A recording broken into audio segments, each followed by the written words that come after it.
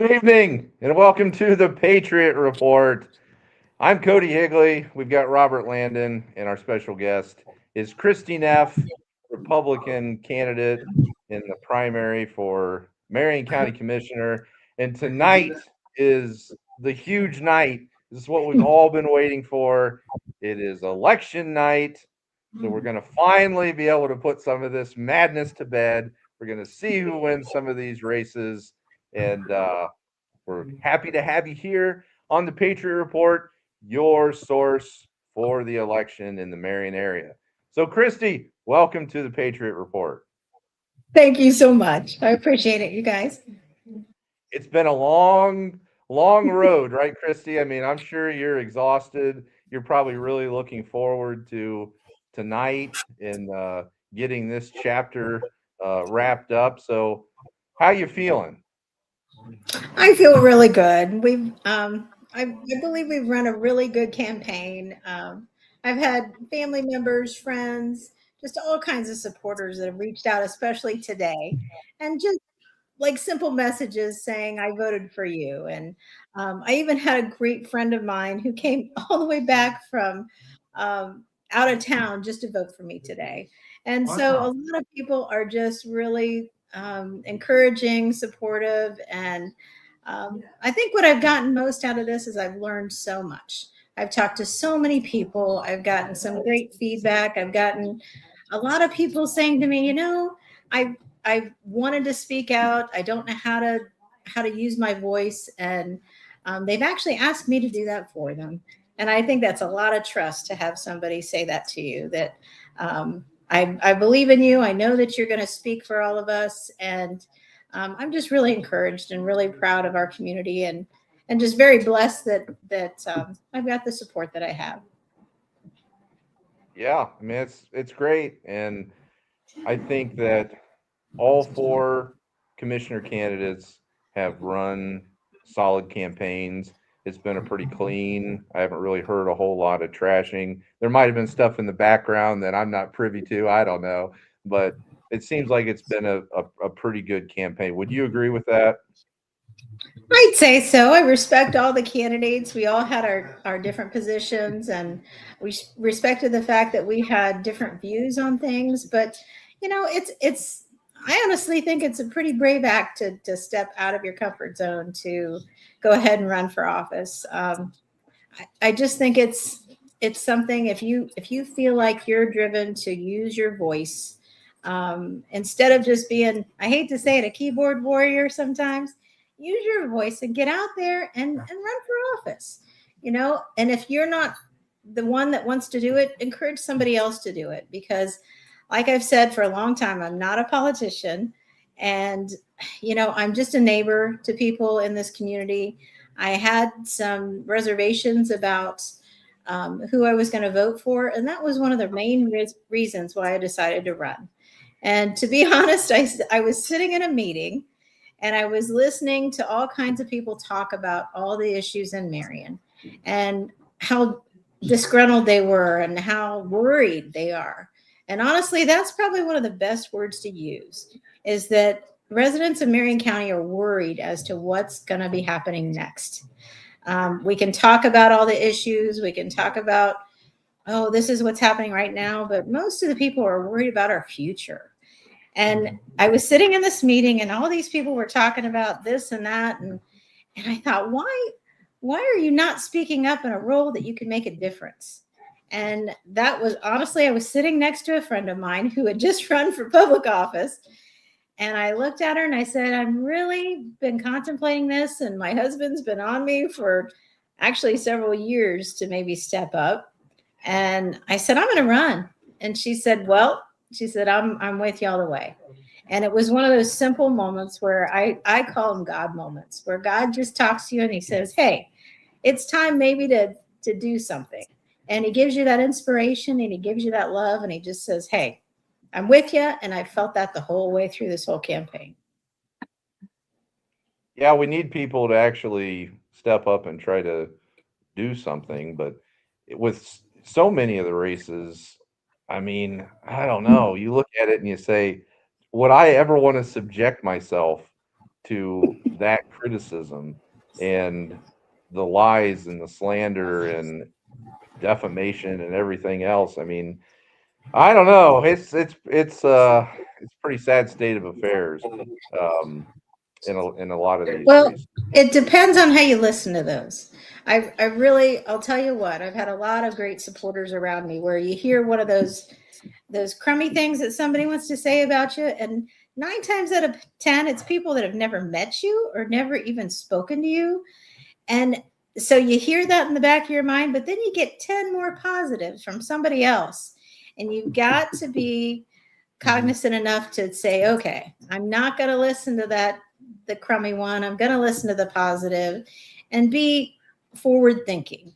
And that's where that's really helped me. And I've been down where it was, excuse me, I saw a negative and then 5 seconds later I hear a positive. I'm like, why am I focusing on the negative when I've got that positive right behind me? I've got that angel on my shoulder saying, hey, stop listening to the one when you got 15, 20 positives right in your back, Right. So I think just in general in our lives, we tend to listen to all the negatives sometimes. And, Marion's got a lot of promise. We've got a lot of amazing people in this community.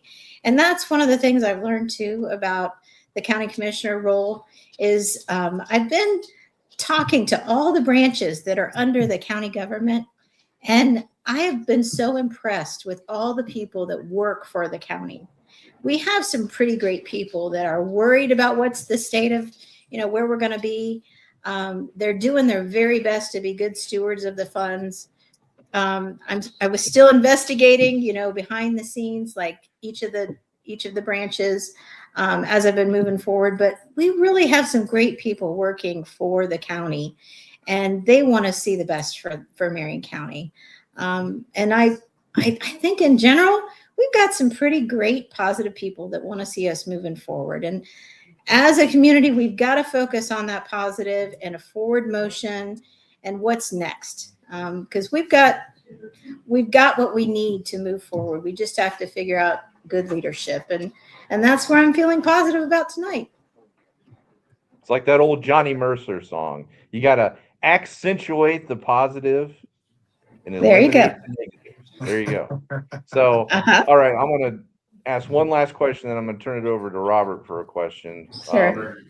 How do you think that things are going to break tonight? I'm not, do you think that it's going to be everybody's kind of grouped together closely within that 25%, give or take a few percentages one way or the other?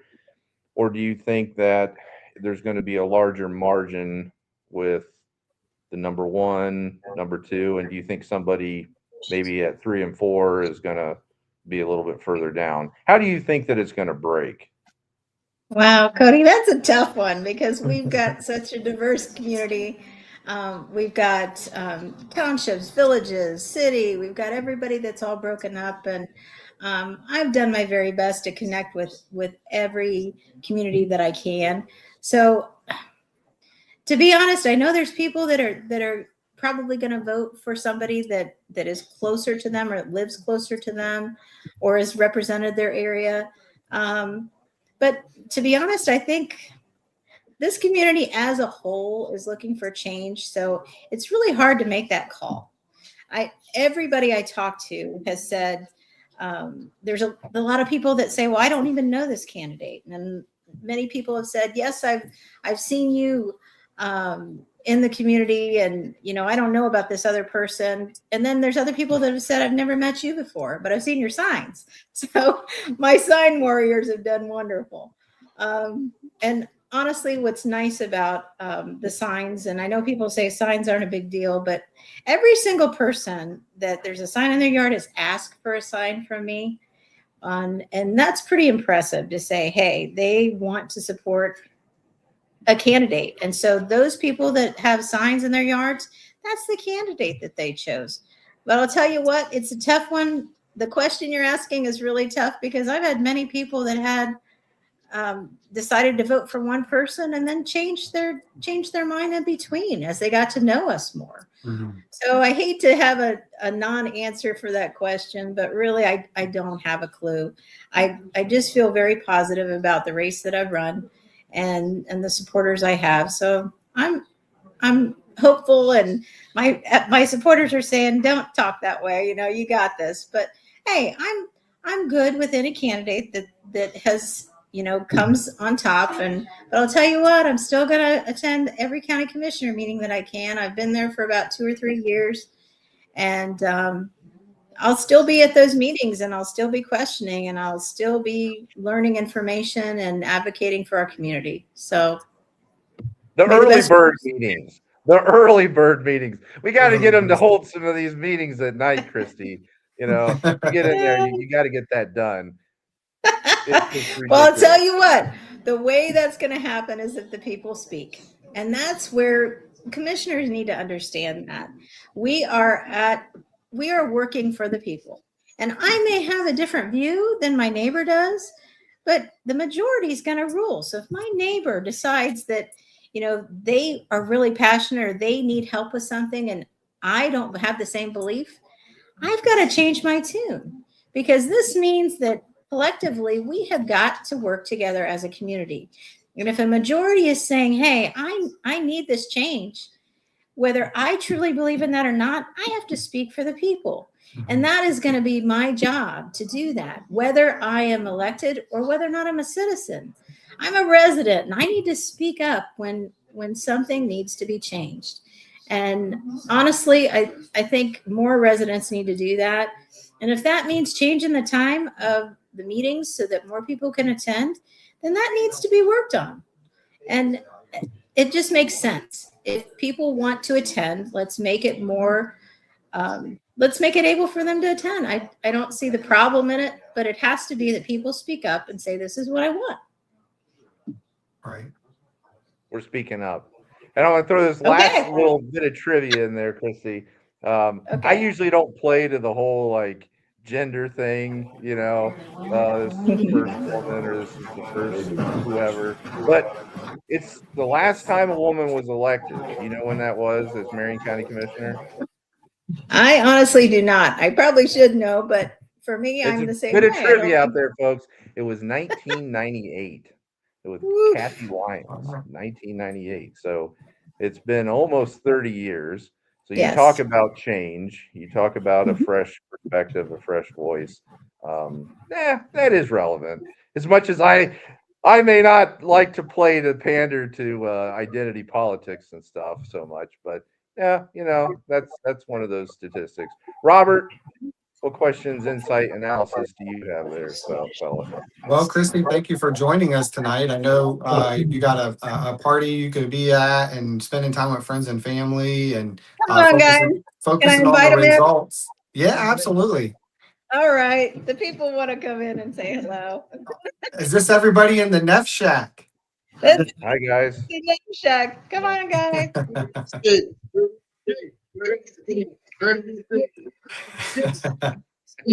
Now, is that your mom, Christy? Is that Mrs. Fulmer? They're a bunch of great people, and my best supporters, my mom and dad, and come on in, Dad. Well, Good evening, sir. So, yeah, we're having a great time, and we're very grateful for all those supporters that came out to vote, and the messages have been flowing in from everybody, and it's just really, I'm very grateful, very grateful. And if it goes our way, which I'm hoping it does, I just I want to thank everybody that worked hard to support me, that took a sign, that decided to go out in rainy weather and vote for Christy Neff. And I will make that pledge that I will work for the people and not just, I'm not going to be dismissive. I'm going to definitely work for the people and 100% full time. So I wish everybody the best, and I'm very grateful and many thanks. Absolutely. Well, we appreciate you coming on. Anybody from the Neff family have anything they want to add or say or? just proud. She's got this. Very nice family. I know I chatted with a number of the Neff at the candidate forum that was held a couple of weeks ago that I was the master of ceremonies for. Very nice family. And it means a lot, I'm sure, to have that This way family. there.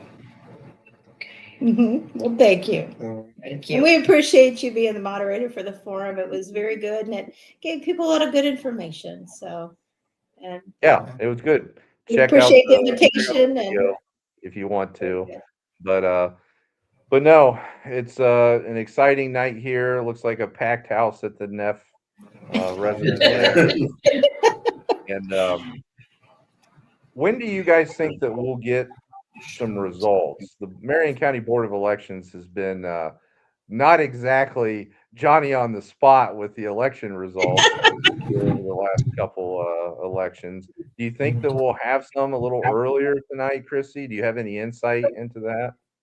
I had just heard just a little bit that it wasn't going to be for probably a couple hours after the polls closed. So since we just cutoff just happened, we'll see. I was kind of hoping for a little bit earlier results due to the fact that we didn't have as many issues on the ballot. But it's just hard to say. I know that our Board of Elections wants to be very thorough and make sure that they follow the guidelines and directions to the T. They're a very good group of people. And I respect the fact that they're not going to release results until they're ready. So I'm good with that. Christy, no matter which way the results go tonight, do you feel like you can lay your head down and be at peace with the results, regardless of what those are? Absolutely. And I think that what's going to happen in the future, I do believe I will still advocate for Marion County. And I'm very involved with advocacy within the community right now. And that doesn't mean I'm going to stop. I'll just have a different voice, and I'll hold my county commissioners. I will hold them to making sure that our county is actually moving forward. I really will. I believe one of the things I talked about very much was having a comprehensive plan, and that can be done. And I really believe that our community needs that. We need to have an idea of how we're going to move forward. And when you plan for the future, that can only give us great rewards, because think about how we can reach different milestones. We can get to a place where we don't have to worry about what the future is going to hold. We can have an idea, and then we can meet those milestones with a plan to say, okay, we want to be at this step. We want to be, deficit free. We want to be in a great place with our budget. Then let's have a plan to get there and how we're going to make that happen. So honestly, if results don't go my way tonight, I'm still going to be that advocate that says, okay, what are we doing next? And having some action plans, because right now I don't believe we have those action plans. And I think our leaders need to do that. And I will absolutely be at their side if they need help and advocate for Marion County. So if you win, when can voters expect you would take office? Well, actually, it's January 1st, I believe, is when that, or is it the end of January? I think it's January One 1st. that's the second and one that is the third. Yeah, Yes, it's right around that time. The third. But what I'm planning to do right now, as many people know, if you've seen me out and about, I'm a notebook person. So the way I learn is I write things down.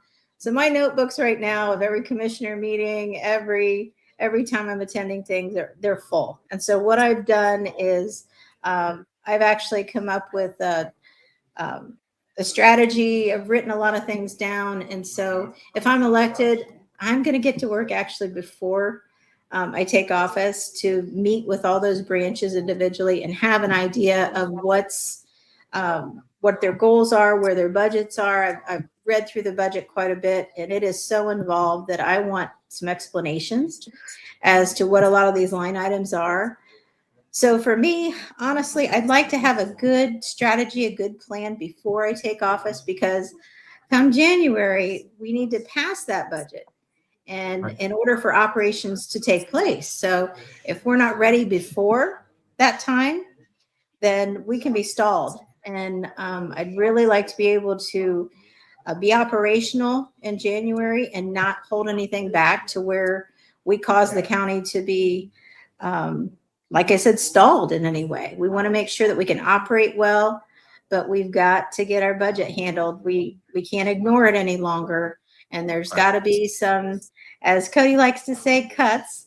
So I do believe in that, but it has to be educated cuts. It has to be to where we are looking at the numbers, we're looking at the needs versus wants, because we can't spend money that we don't have.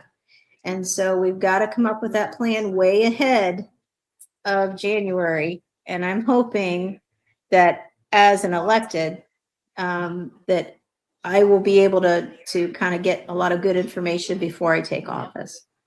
Yeah. It was alleged, Christy. I'm just going to inject this because we talk about cuts and we talk. It was about what? It was alleged recently that when the departments submitted their budgets to the Marion County Commissioners for 2026, that they submitted them, and even though it resulted in a deficit budget of $4.5 million, the Marion County Commissioners did not request any revisions. They were accepted as submitted. Now, if that's true, that should be a huge alarm bell to every voter in Marion County to say that instead of going back and saying, "Hey guys, can you trim a little bit of fat here? Can you take another look to see what you can do?" If that's true, that the 3 individuals currently serving as Marion County Commissioner just rubber stamped it. Now I know Davidson voted against it, but still, Well, if that's what happened, and have you heard that? Well, from my understanding is that each budget review they host a hearing for each department. Well, they call them branches, but each one, when they're submitting that budget, they have to then have a hearing where they explain it. And many times they don't even hear for weeks after whether or not it's been approved or not. But my understanding from meeting with these branches is that 9 times out of 10, they're not asking any questions during those hearings. So that is really questionable as to why. Okay. And as somebody new coming into this role, I don't have a problem asking questions and having things be understood. I work for a nonprofit and I don't spend money that I don't have. And so being a good steward is in my DNA as far as that understanding. I deal with budgets on a regular basis, and to question a budget is, I think, being responsible. So I'm a little concerned that if they're ready to rubber stamp it, why have a hearing? And many times when the branches have to wait for the decision after the hearing, they can't operate. So questions need to be asked. If they're going to host a hearing for every single one, then they have to be questioned and it has to be reviewed. But I think what needs to happen before that budget is submitted, there has to be conversations as to what's going to be submitted. It can't be a rubber stamp because the money isn't there anymore. And I think it was traditionally, it was easier when they had that pot of money, the ARPA funds was there. So it was there and it was going to take care of the problem. And that's where I think there's been some planning issues to say, okay, that money's going to run out and why not plan for what's going to happen? And I've had many conversations with behind the scenes, and there's been a lot of questions as to why. Now, I will tell you, I will have no problem working with Commissioner Davidson or Commissioner Apfeller. I think they're very good men. I will say, though, that I did talk to them, and I know that Commissioner Davidson voted no, but I asked him why he voted no. And that's something that's very important to me. If you're going to vote no on something or anything, there needs to be a reason behind it. So I asked him, I said, why did you vote no? And he said, well, I didn't I didn't believe in in this budget. He says, I knew we were behind. It was a deficit. And I said, but still, you knew it needed to pass. And he said, yes. So it was a tough one. He voted no because he didn't want, he didn't believe in having this deficit, passing this deficit. But on the other hand, he knew that his vote still needed to happen. So that's where in the future, I will not be voting yes or no unless there's a reason behind either of those votes. And they will be thoughtful votes. And they will be votes that matter. And that's how we'll move forward. There's no way that I'm going to vote for something that I don't believe in or that I'm not educated on as well. So if there's something that's still in question, I will question it. Well, I think that's where I want to see that in the future as well, where it maybe isn't just the commissioners that are asking questions. I love questions from the public.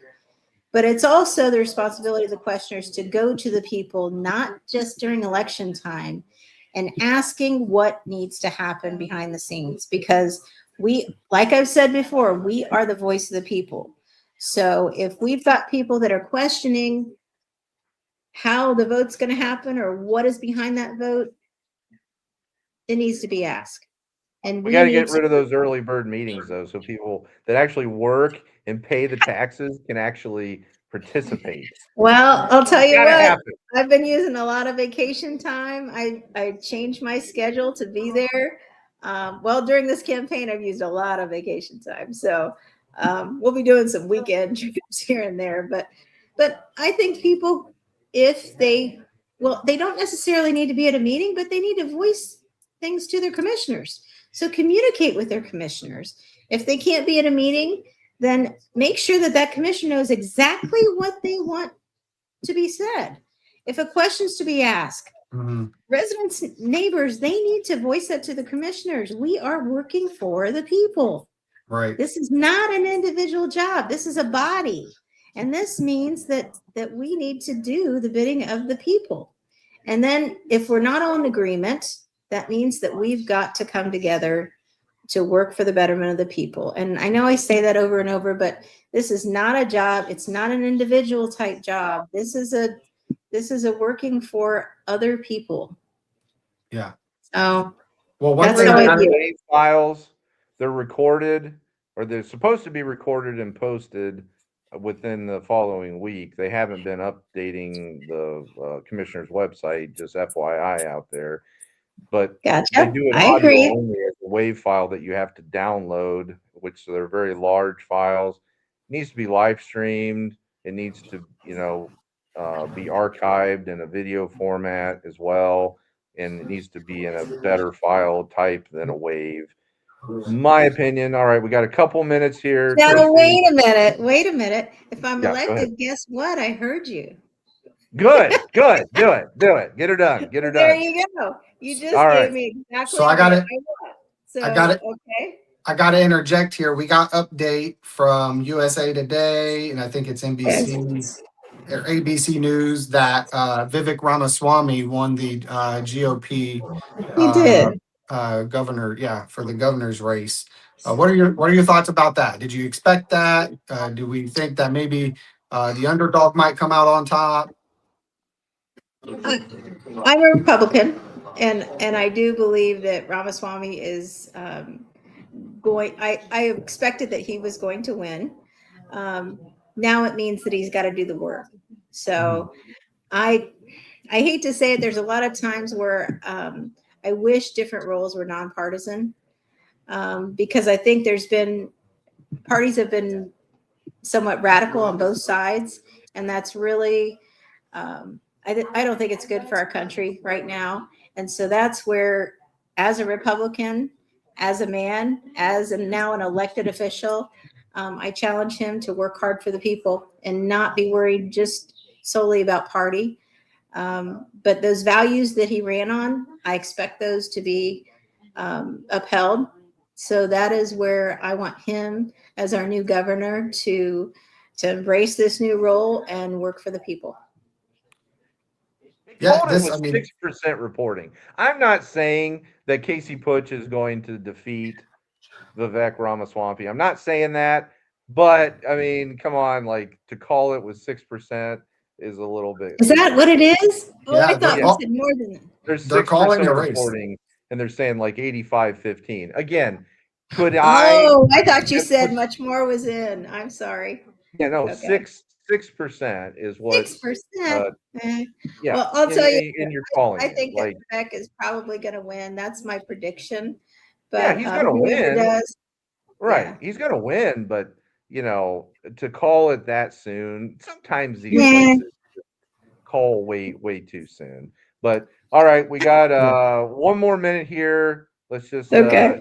I gotta ask this question. It's hypothetical. Actually, there's two questions. Oh First my. question is hypothetically, if Christy Neff was not running for Marion County Commissioner, who would she cast a vote for? Goodness. Not That's running. a stumper. Not running. But who would you? Well, I'll tell you, that's a tough one because the reason I ran was because two people were going to have a primary anyway. So, and I decided that I wasn't ready to give either one my vote. So if that gives you a clue. But I will tell you the fourth that was not in the original, I can't give him my vote. So, so you would just honestly, abstain? You wouldn't have voted. See, that's something I really hate to do because we fought for the right to vote, and I think that our vote is so powerful. But it's a tough one. I probably would have voted for Kenny Stuyvesant because I think that he's a very good man, and I think that he has great experience. But I would like to see somebody else that if it weren't me, I wish somebody else would have stepped up in the role. But yeah, that's a tough one. That's a tough one. All right, So. last question here, and we thank you. Wait so a much minute, I for joining thought us that was tonight, the last one. last question is: if you do not win tonight, heaven forbid, will you run for Applefeller's seat when it comes up in a couple years?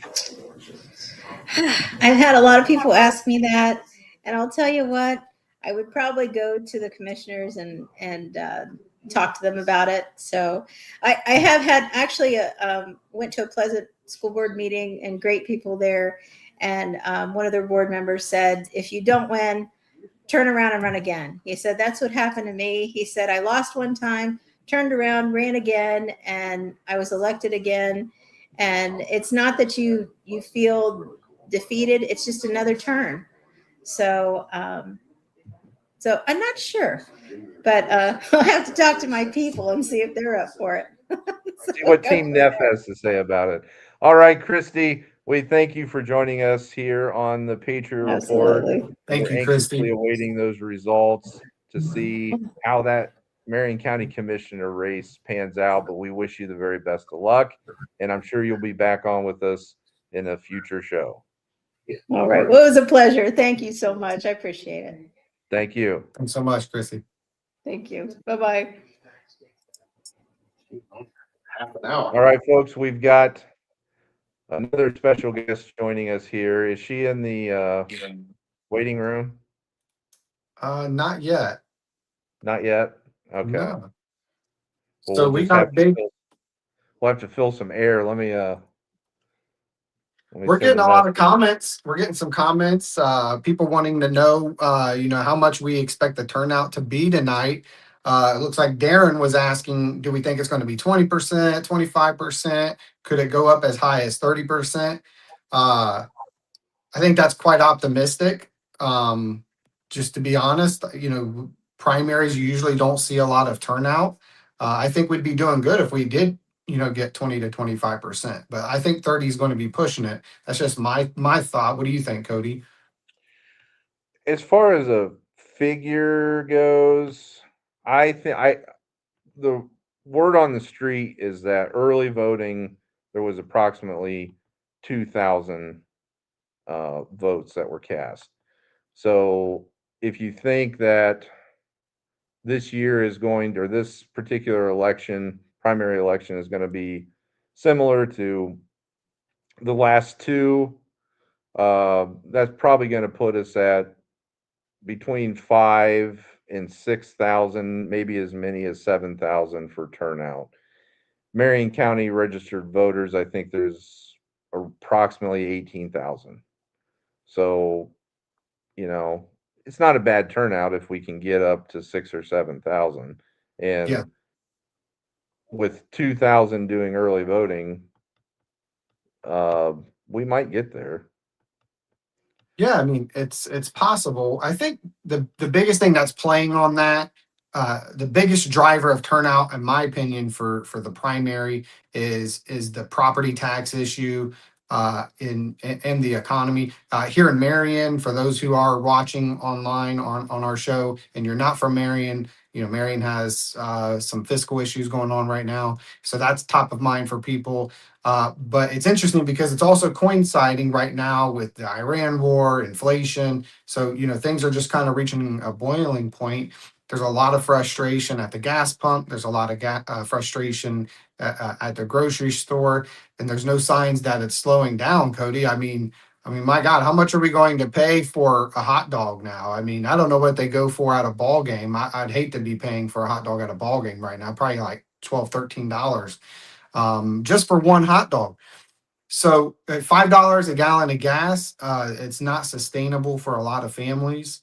And considering here in Marion, with the fiscal issues we have going on, we just saw the fire department announce that they had some cuts to their staffing. Chief Jay McDonald at the police department shared that they had some people. I think, didn't Cody say that they had some officers that left for other opportunities just because of the uncertainty? Yeah, when they say they're down by that number, they need to clarify whether they're saying they're down from what they have been authorized or what they were at the beginning of the year. Mhm. And that was one question that I had when I heard those statistics. But you can look at the police and fire staffing levels historically. I mean, they're still in a position of being able to function quite well. And when you look at the numbers over the last 20 years, even, you know, they're still well staffed. So Yeah. trying to find this article. I think while you're looking for that, Cody, I think what they were saying in my mind is that they're just down from what they had, not necessarily down from full strength, but from where they were at. They've lost officers, they've lost firefighters. Well, it's not, it And wasn't clear. It wasn't clear to say that we're down from, they didn't say from the beginning of the year or whatever. It wasn't clear in the way it was articulated, because they always put that figure out there as well. They'll put authorized strength, meaning this is how many we're approved for, we're budgeted for, 71 or whatever, and we have 66. So we're looking for 5 officers or whatever. So if you're saying, well, we're down 10, does that mean that you're at 61, or does it mean that you're at 46? yeah. Yeah, and I think And they're both authorized in the mid 60s, isn't it? Like 65-ish is what they're I think it's, authorized. no, it's like 70, 70 I now? think is what they're authorized for. Yeah. And if you go on Swamp Fox, you can see the historic breakdown as far as staffing within police and fire, going back a number of years. All right, I'm going to try to share this. God. Yeah, and it'll be interesting to see, you know, how much more is going to be cut going forward, because it just seems like every plan that the city of Marion puts forward, the state of Ohio doesn't like it for whatever reason. So that's going to be problematic for them too, because it just seems like from what I'm reading and what I'm hearing, you know, talking to elected officials, is that it just seems like the goalposts keep moving every time they submit a report. or an update. There's something else that they're looking for. And that can be pretty frustrating when tension's already high and you're trying to meet these high standards and they keep moving the goalposts. So that can be incredibly frustrated.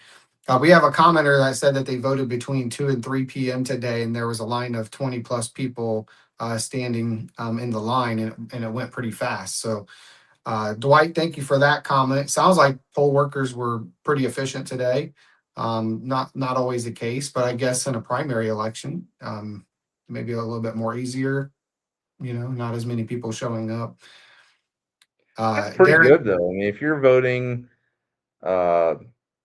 at 2 or 3 o'clock, and I believe I know where Mr. Dawson resides, so I think he's voting at Dayspring Wesleyan Church.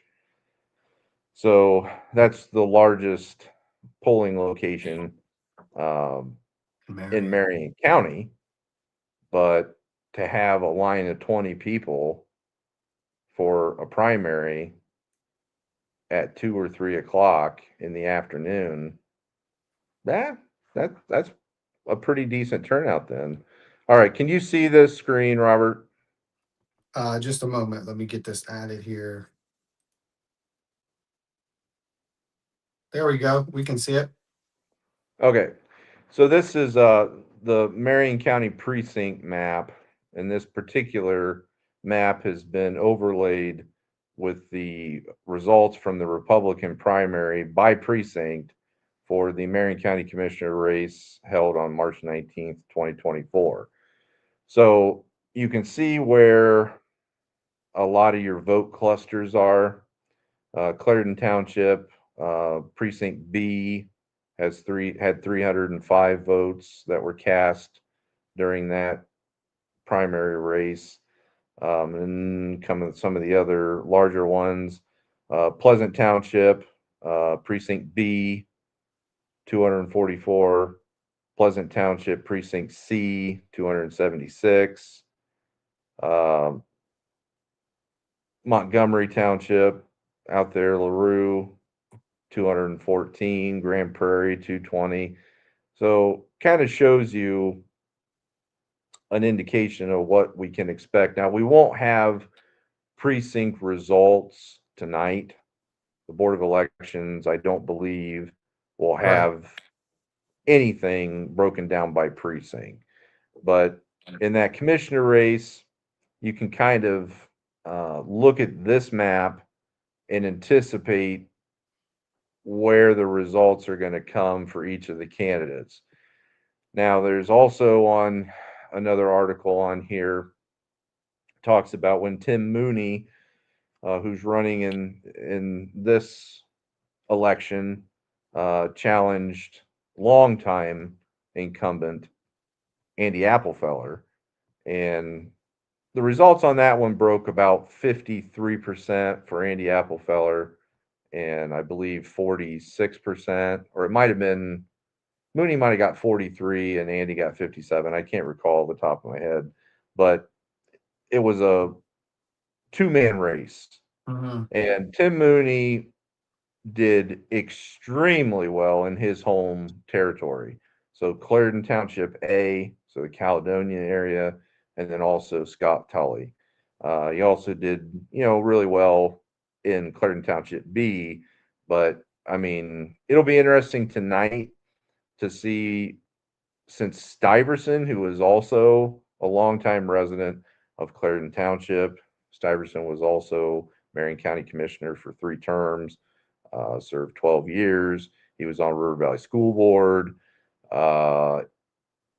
It'll be interesting to see if Stuyvesant does well in the eastern part of the county. Yeah. Or is Mooney going to extend that influence into Clarendon Township B, Richland Township, Waldo Township? I think that's a critical question. Stuyvesant's probably going to do well amongst the farmers, probably the older individuals. Stuyvesant himself is 78 years old, and he's been around a long time, and he's been within the agricultural community. He's the chair of the Marion County Republican Party. So you'll probably see more distribution possibly of his influence maybe out in the western part of the county. That's somewhere that Mooney didn't do as well in. Christy Neff, she's now a resident of Marion Township D, Precinct D, which, as you can see on the map, back in the 2024 race, cast 186 votes. Christy's also, and Mike Neff, her husband, longtime residents of the city of Marion. Mike served on Marion City Council. His family had the electrical business for many, many years. And Christy herself graduated from Pleasant. So it'll be interesting to see if she can tap in to all those Pleasant votes, all those Pleasant Township, because there's quite a few there, 244 in B, 276 in C, 180 in A, and 118 in D. And then you got Jason Schauber. Schauber was on Marion City Council for 14 years. His family has a farm out in Big Island Township. So Big Island, respectable 177 votes that were cast in that previous election. So is Schauber going to be able to extend his influence out to those western townships? And the other thing, when Schauber ran last time, challenged Kerr Murray and faced off against Kevin Davidson, Schauber got 30%. So he did perform well in that prior election. The question is he going to be able to retain that? You add another person to the race. So instead of being 3 in that election in which he got 30%, you add another 4th person. And there's been some commentators out there saying that he's got the 30% on lockdown. Well, I don't know how you can judge that. I don't know how you can look at a race that had 3 candidates and say, well, he got 30% in that race, so he's going to get 30% in this race. No, there's 4 people this time, idiot. Right. There's a number of subpar. The math doesn't math, Cody. Yeah, there's a number of subpar political commentators, podcasters, whatever you want to call them, in the Marion area that they swear that's their key insight is, oh, he's going to get 30 because that's what he got last time. No, it's possible he could get 30, but you're adding a 4th person, so it's not a guarantee. And I will say that I think that Schauber has been, I mean, he himself said that this is by far the most committed that he's been and the most that he's worked in his political career to get elected. Mm-hmm. So he's been campaigning daily, and we'll see if he gets the dividends off of that investment. So let me see. We might have our next guest. Yeah. Is she in the waiting room?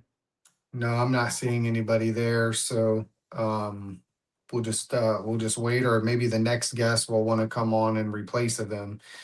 So while you're working on that, I would just add, that's great analysis, Cody. I think you did a really good job diving into the precinct. Just one thought I would add, and I would probably agree. You know, Schauber's probably worked harder than he has in other elections. I think from my vantage point, and from just kind of knowing, what's that? I'm getting a call from the candidate. Go ahead, Robert. I don't know that she's having difficulty. You're live on the air, by the way. So,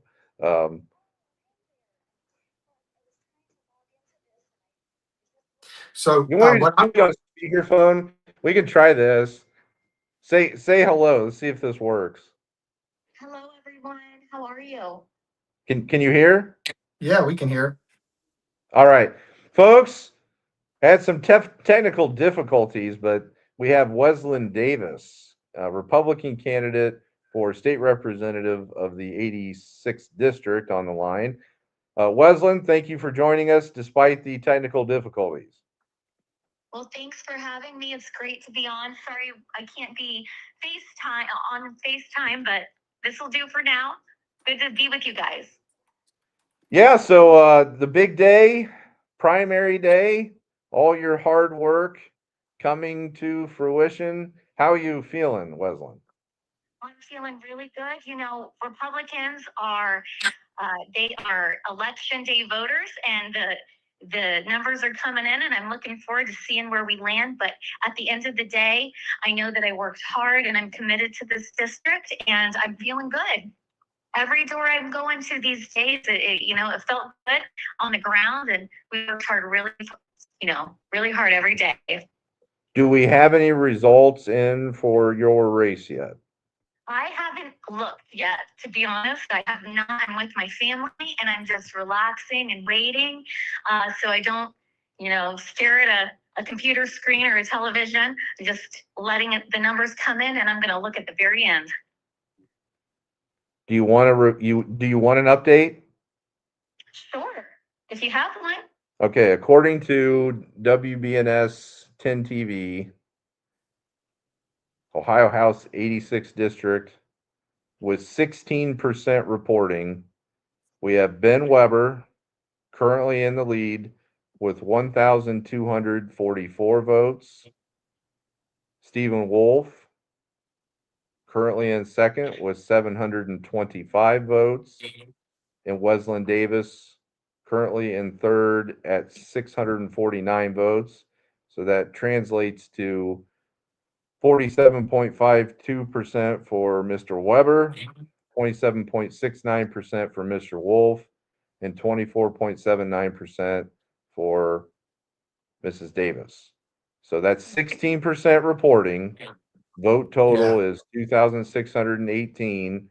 How many votes do you suspect, Weslin, will be cast in this 86th district race? It's hard to tell. It's going to be a low turnout race. And, it could be anywhere between, 8,000 to 12,000. Really, I really don't know. So we'll just have to see. Yeah, there's a lot of time left, a lot of votes left to be tallied. And, you got to think too that these precincts that are reporting, it would be very curious to see where they're coming from. Right. Because. Well, early voting, you got your absentee, you got your early voting. Early voting was even at a all-time low, and we knew that. So we got a long way to go. So we'll see. Yeah. So yeah, we've you've been campaigning for the better part of a year. I think that you've run a very solid campaign. And do you feel like you left it all out on the field, Weslin? I did everything I could do. I'm here to be a fighter, the taxpayer first candidate in this race with experience, 10 years in the state house from the outside, pushing back on special interest group bills. I'm proud of my work as a citizen that pushed back on government. I'm proud of my township trustee work, and if I get the honor to serve the community, I will work hard on behalf of our taxpayers. So I just thank you all for the support and the time, and I'm just looking forward to the end of the night, and whatever God wants to see happen, that's what's going to happen.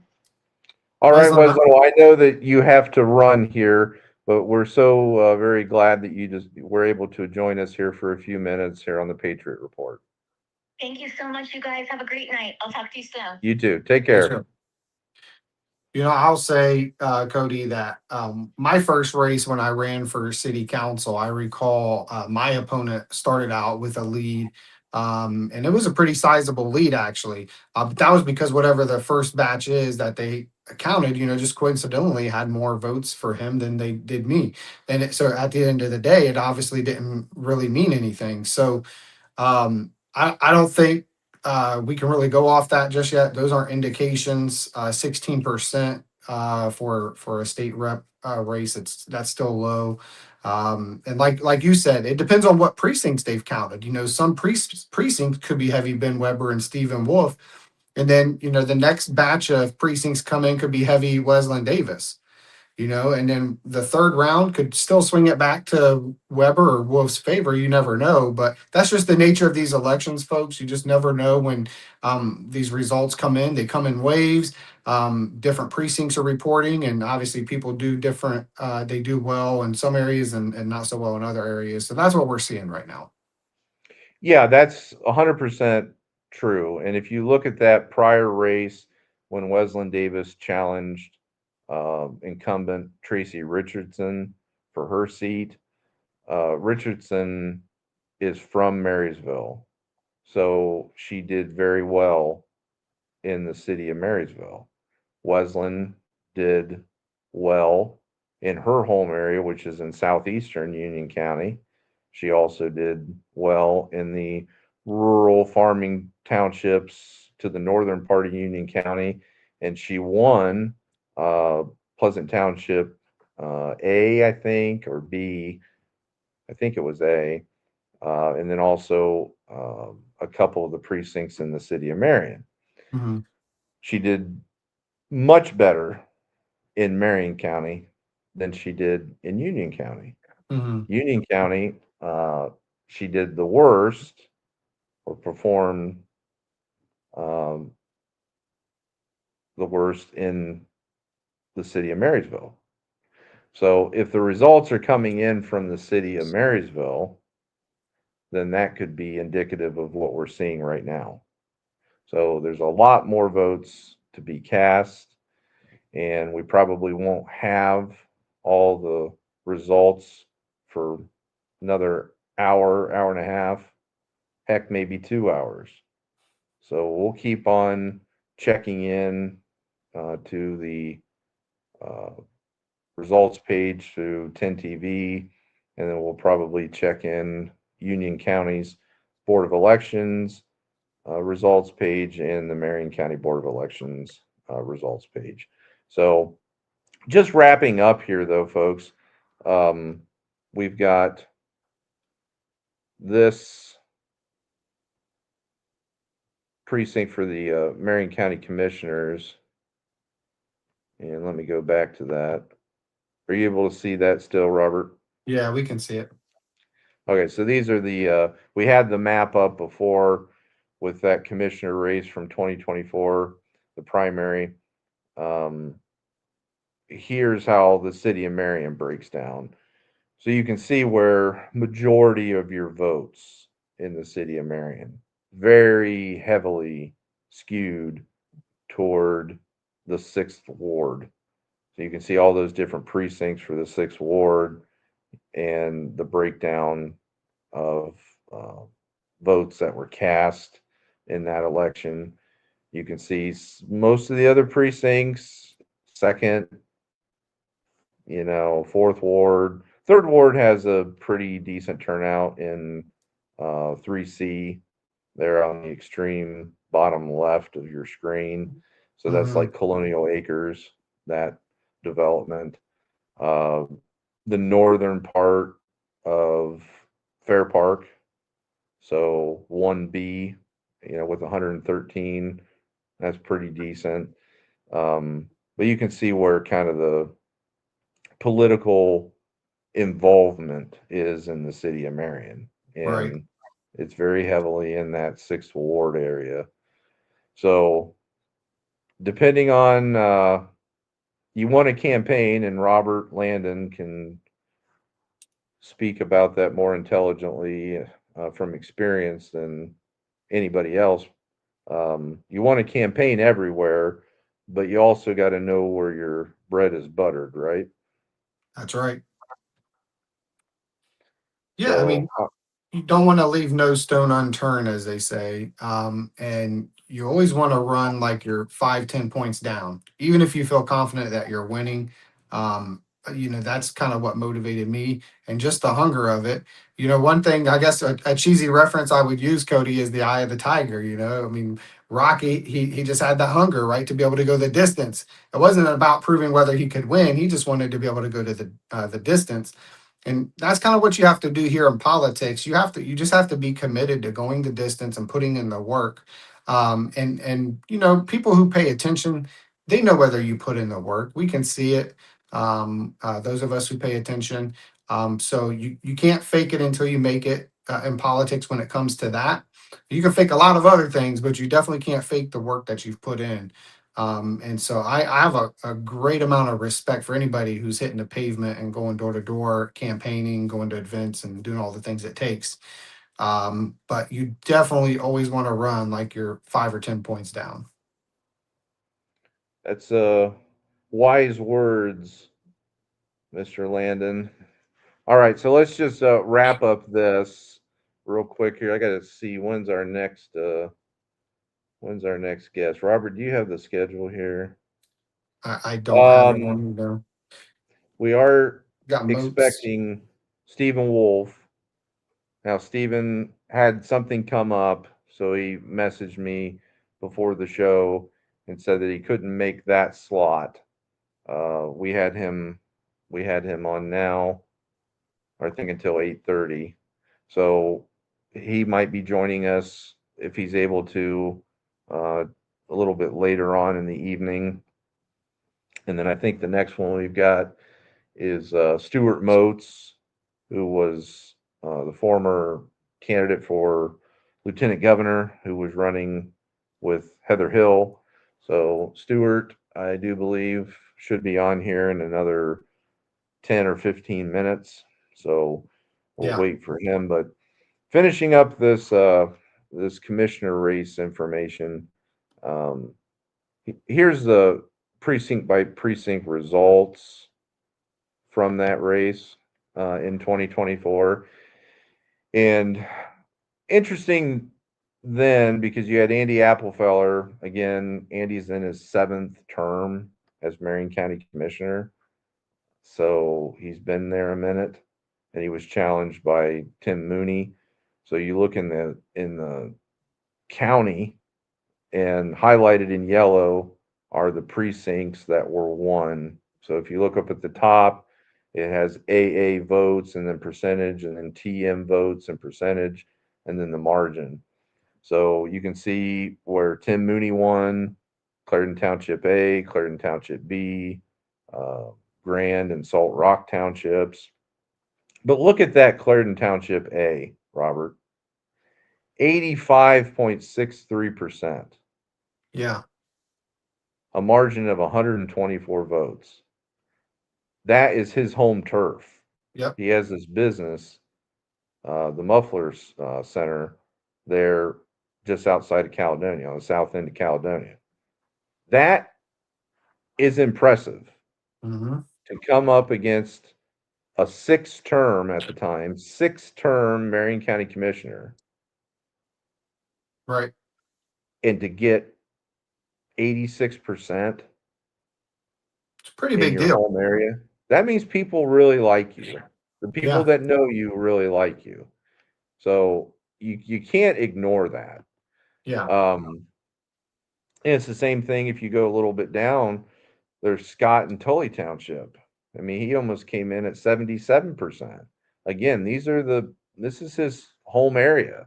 These are the people that have done business with him there at the Muffler Center, and have experience with him locally. I don't know. That pops out at me as being important. Well, didn't he say in our interview with him, what was that, last week or the week before? He said something to that effect, where if you can't win the people in your home turf, then what's that say about you? And so he acknowledged that. And so this is a good highlight of that principle. If you can't win your home turf, you might as well just hang it up because you're going to have a hard time winning an election.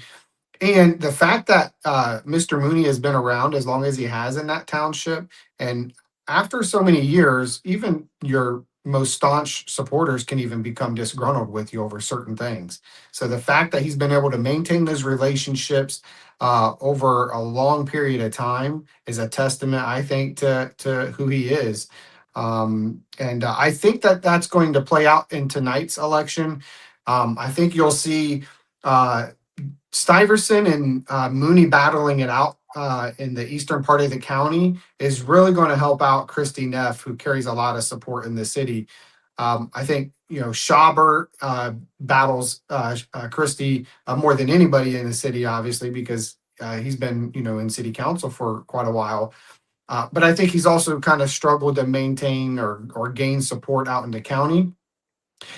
This is my thought.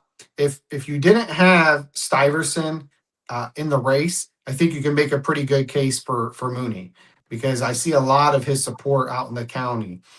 If it was just between Christie and Stuyvesant or Christie and Schauber, I think you would see Christie pull ahead because of she carries a lot of support in the city, and then out in the county, particularly in Pleasant, they have a high voter turnout. She carries a lot of support out there. So that's just my analysis on the four-way race. What are your thoughts about that? Yeah, I think that's spot on. If you look at like home turf, Big Island Township, that's where Schauber's farm is located. His Right. family's been there for 100+ years at that same farm location. So let's look and see here on the right side of the screen up at the top. How did Schauber do in that previous 44%. commissioner race? 44% in Big Island. So he was close. Kevin Davidson, who ended up winning that election, Kevin lost by 14 votes in Big Island. Now let's go over and look and see how he did in the And third. again, remember, we have to keep in mind, and this is folks, we're just giving analysis on the races. We have to keep in mind, though, historical races. And Schauber had lost his seat in it was a third ward to Ralph Smith. So, but to his credit, he's bouncing back. He's getting back out there, and he's not letting one loss try to deter him from his goal to the commissioner's seat. So I think that's why we've seen Schauber take a little bit of a pivot this time around. Like you said, when he talked to you earlier, his strategy has changed, and that's something you would expect from any candidate. Yeah, definitely. All right, so Schauber, I believe, lives in Colonial Acres. So he's in 3C. So that particular election, 3C went to Davidson. 81 votes to Kerr Murray's 41 to Jason Schauber's 54. So Schauber at that time did not win his home precinct. Now he did win 3A. So if you look at the map where 3A is, that's the further northwestern part over here. Can you see that, Robert? Mm-hmm. So that's what precinct Schauber won in that election. He lives down here in 3C, and he did not win that. Now, how did he do in 3B? 3B, he lost by an even larger margin. So I think you gotta win your home turf. So Yeah. it'll be interesting when these precinct level results come back, to be able to look at that and say, did these candidates win their home area? Now, Stuyvesant is a resident of Clarendon Township B. Now, Stuyvesant did not run in 2024. He was unseated in 2022 by Mark Davis, who Mhm. that's whose seat is open now, folks. So Davis served one term, decided that he'd rather be a social butterfly. He'd rather go out and sip some cocktails than look at budgets and financial reports. So Stuyvesant, Clarendon Township B, and Mooney drops off a little bit, at least in his race with Andy Applefeller. Because again, Mooney, businessman, Caledonia, so he killed it in his home precinct. He Mhm. still won Clarendon Township B, but now you add on Stuyvesant being a resident, longtime resident, very involved in the agricultural community, chairman of the Marion County Republican Party. How much of Clarendon Township B is going to go for Stuyvesant? Right. That's the critical question. Like Stuyvesant, and I'm not saying anything about age. I'm not trying to be ageist or anything like that, but he is 78. Yeah. Okay. That is relevant. Right.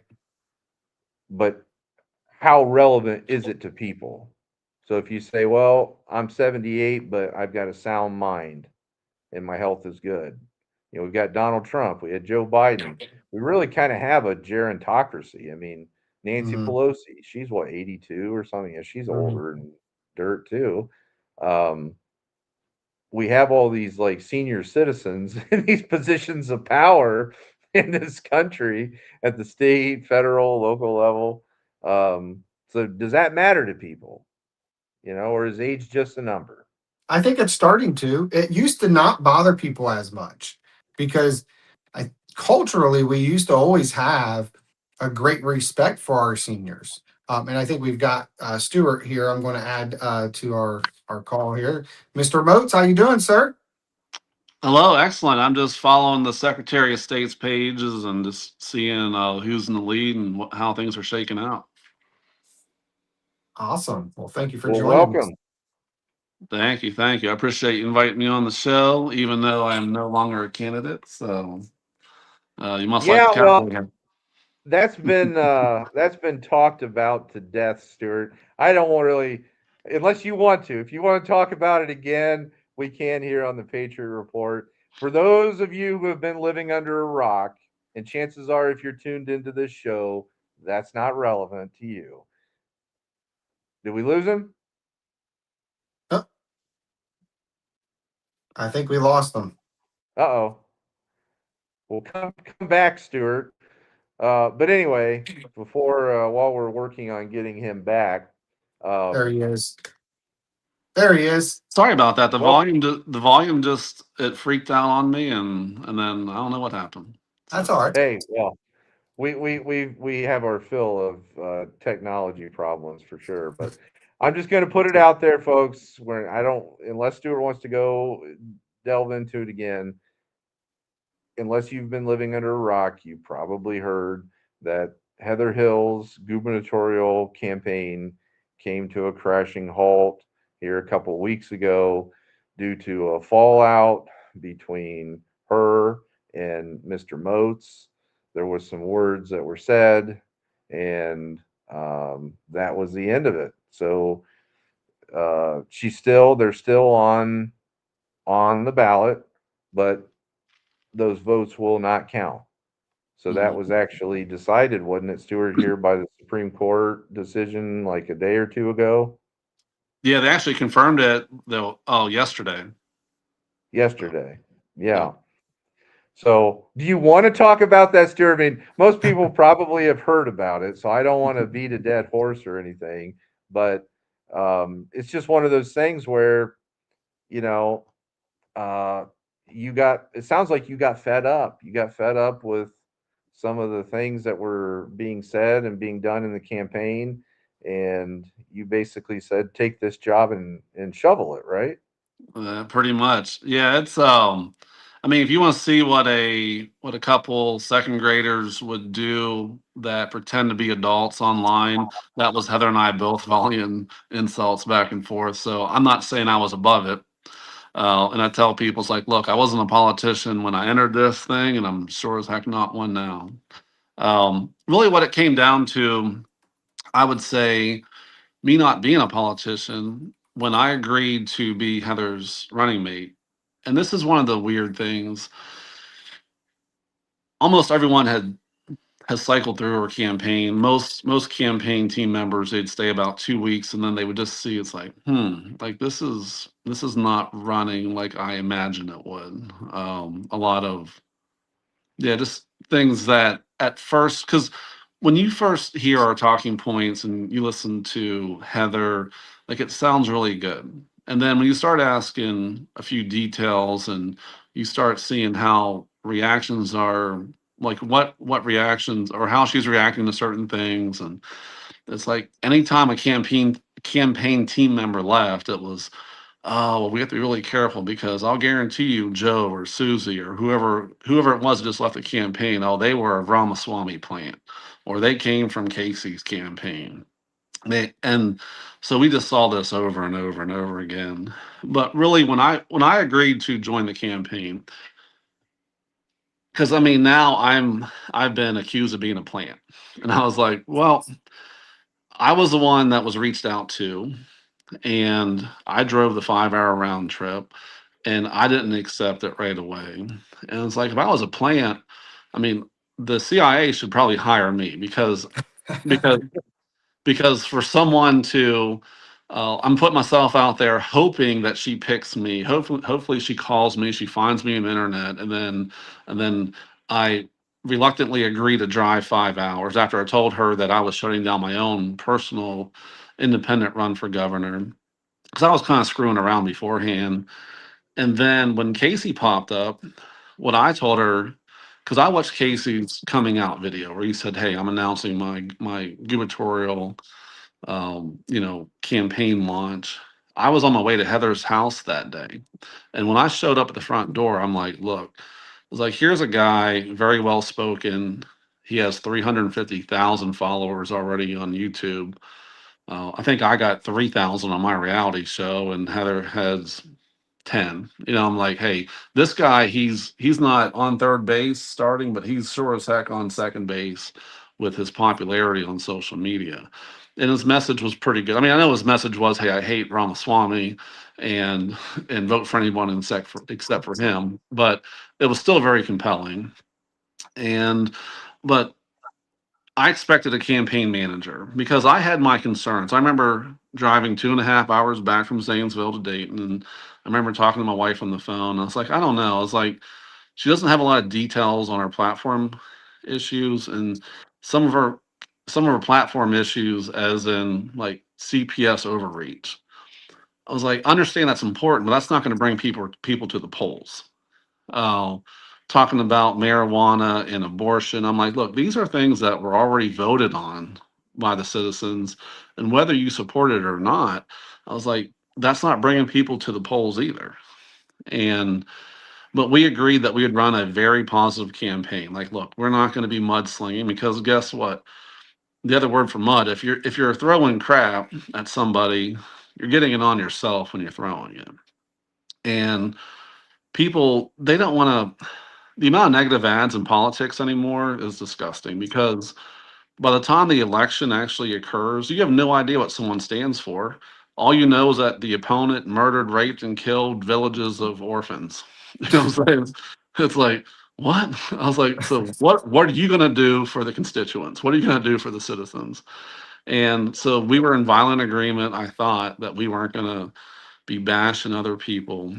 And I remember when Casey called, so we had a three-way call, and we didn't say, hey, the enemy of your enemy, like our enemies are the same, so we're gonna be friends, but we did agree that, hey, we're gonna run a clean campaign against each other. We know the endorsed candidate Ramaswamy. Um, we were in violent agreement that he wouldn't be great for Ohio, and that a grassroots candidate who actually, has calluses on his or her hands, and small business owners, or just someone who is actually relatable to real people, would be the best candidate. So we agreed that we'd run a clean campaign, especially, I mean, just the three of us, Casey, Heather, and I, because he hadn't picked Kim yet to be his lieutenant governor running mate. And it wasn't 2 weeks until Heather's posting stuff on social media about him being an atheist, which he never said he was. She was posting that he was against property taxes, which I'll admit during the first meeting, he said he wasn't sure about it, the abolishment or just a reduction in it. And I told him, I was like, look, Casey, you should probably look up Brian Massey or Commissioner Plechnik, or Leonard. I can't think of his name. But either way, I was like, hey, they're the three amigos that are kind of heading up this axe attacks. I was like, before you come to an opinion, I'd probably talk to, one of those three. And then I think he signed the petition and he was supportive within a week. But Heather just kept putting out there in these memes on social media that he wasn't against the abolition of property taxes. He was an atheist. And then she started posting screenshots of private text conversations between her and Casey. And I'm like, man, that's not very, I'll say presidential, but that's not very, governor like. And it was a weird text too, because it was Heather texting Casey saying, you're an atheist. You told me that. And Casey's response was, you're crazy. I never said I was an atheist. I'm a Christian.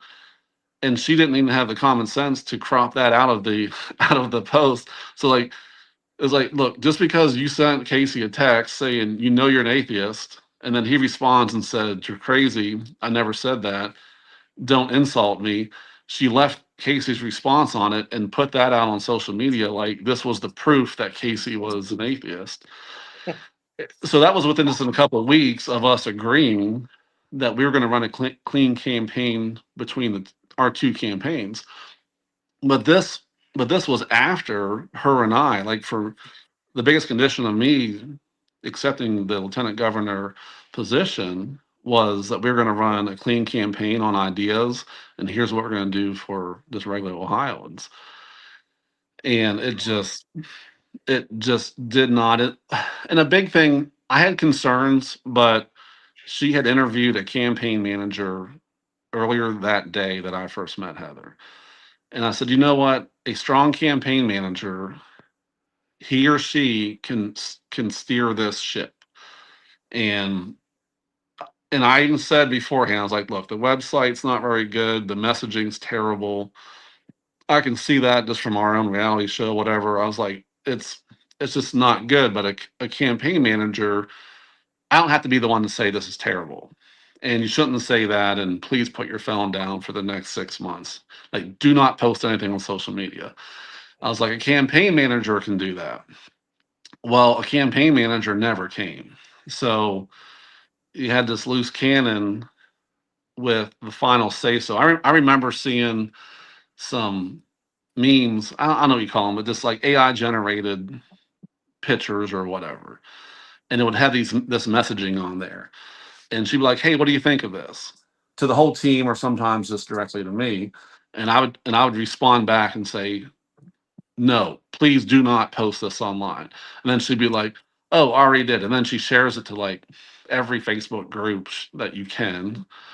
And so by the time she was asking about for team input, it's already out there. And then I spent most of my time when I first was on the team, all I was doing was running interference and defense on social media, because these crazy posts would be put out there that made no sense.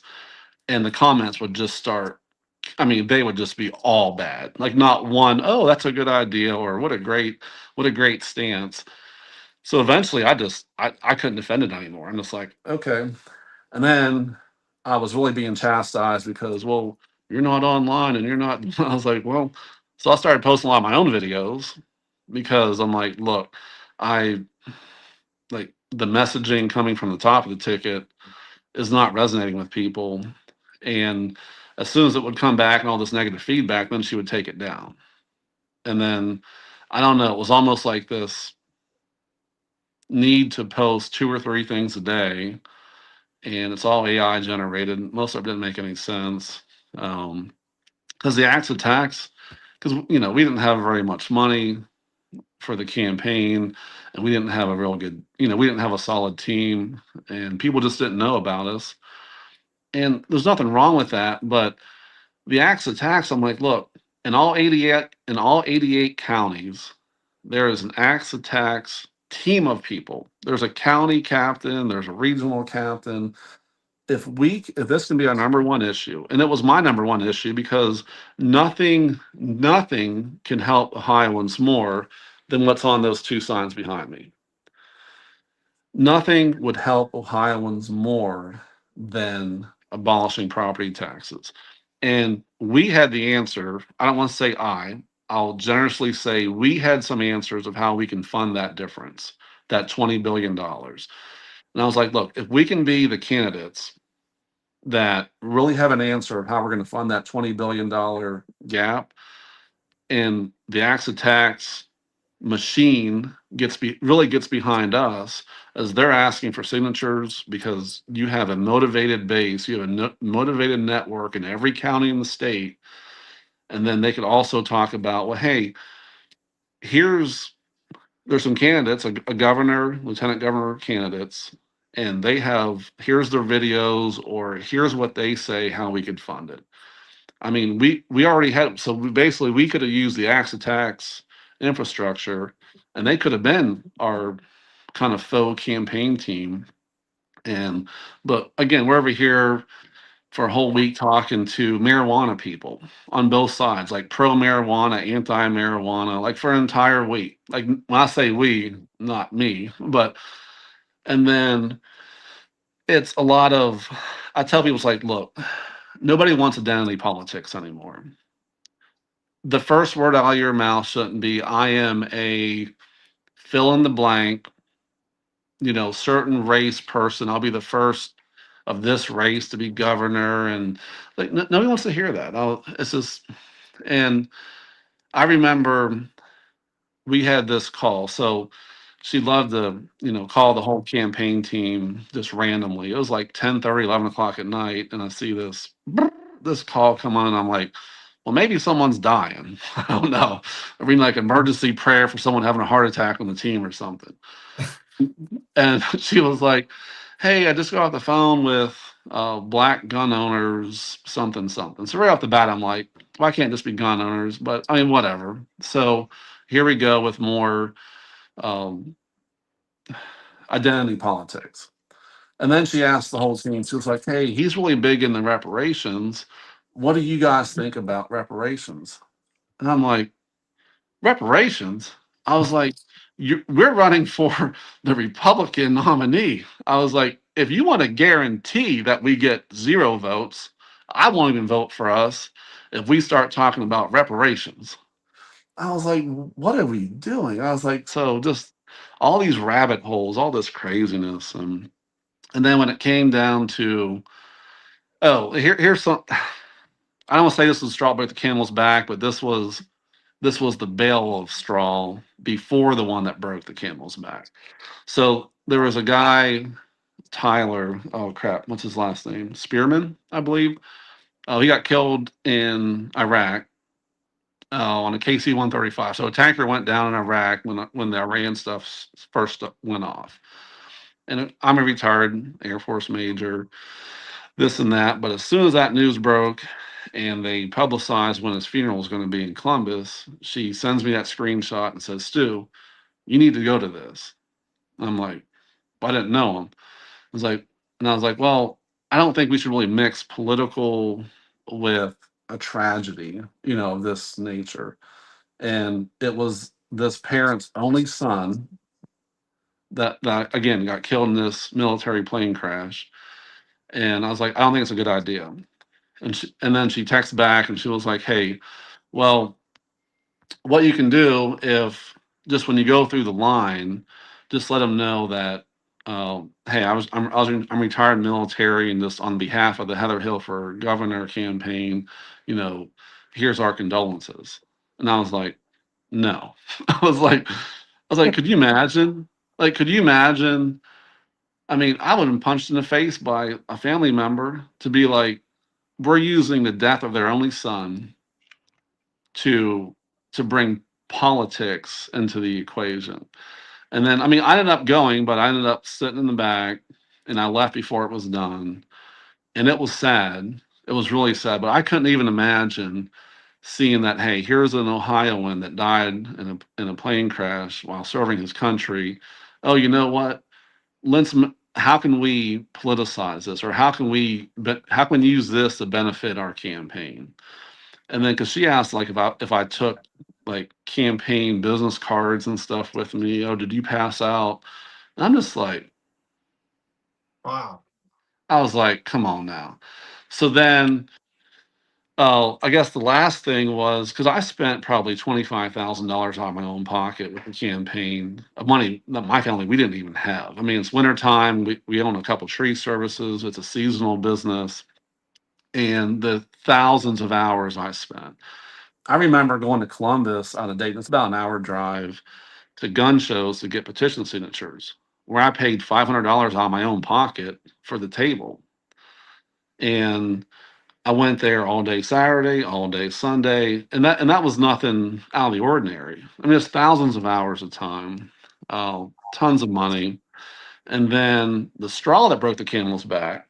So a week before all the drama unfolded, all the middle school drama online, um, she left a voice message to me and Larry, the senior campaign manager or senior campaign advisor. And she was like, I understand we can't do this by ourselves. Everyone in the campaign always quits.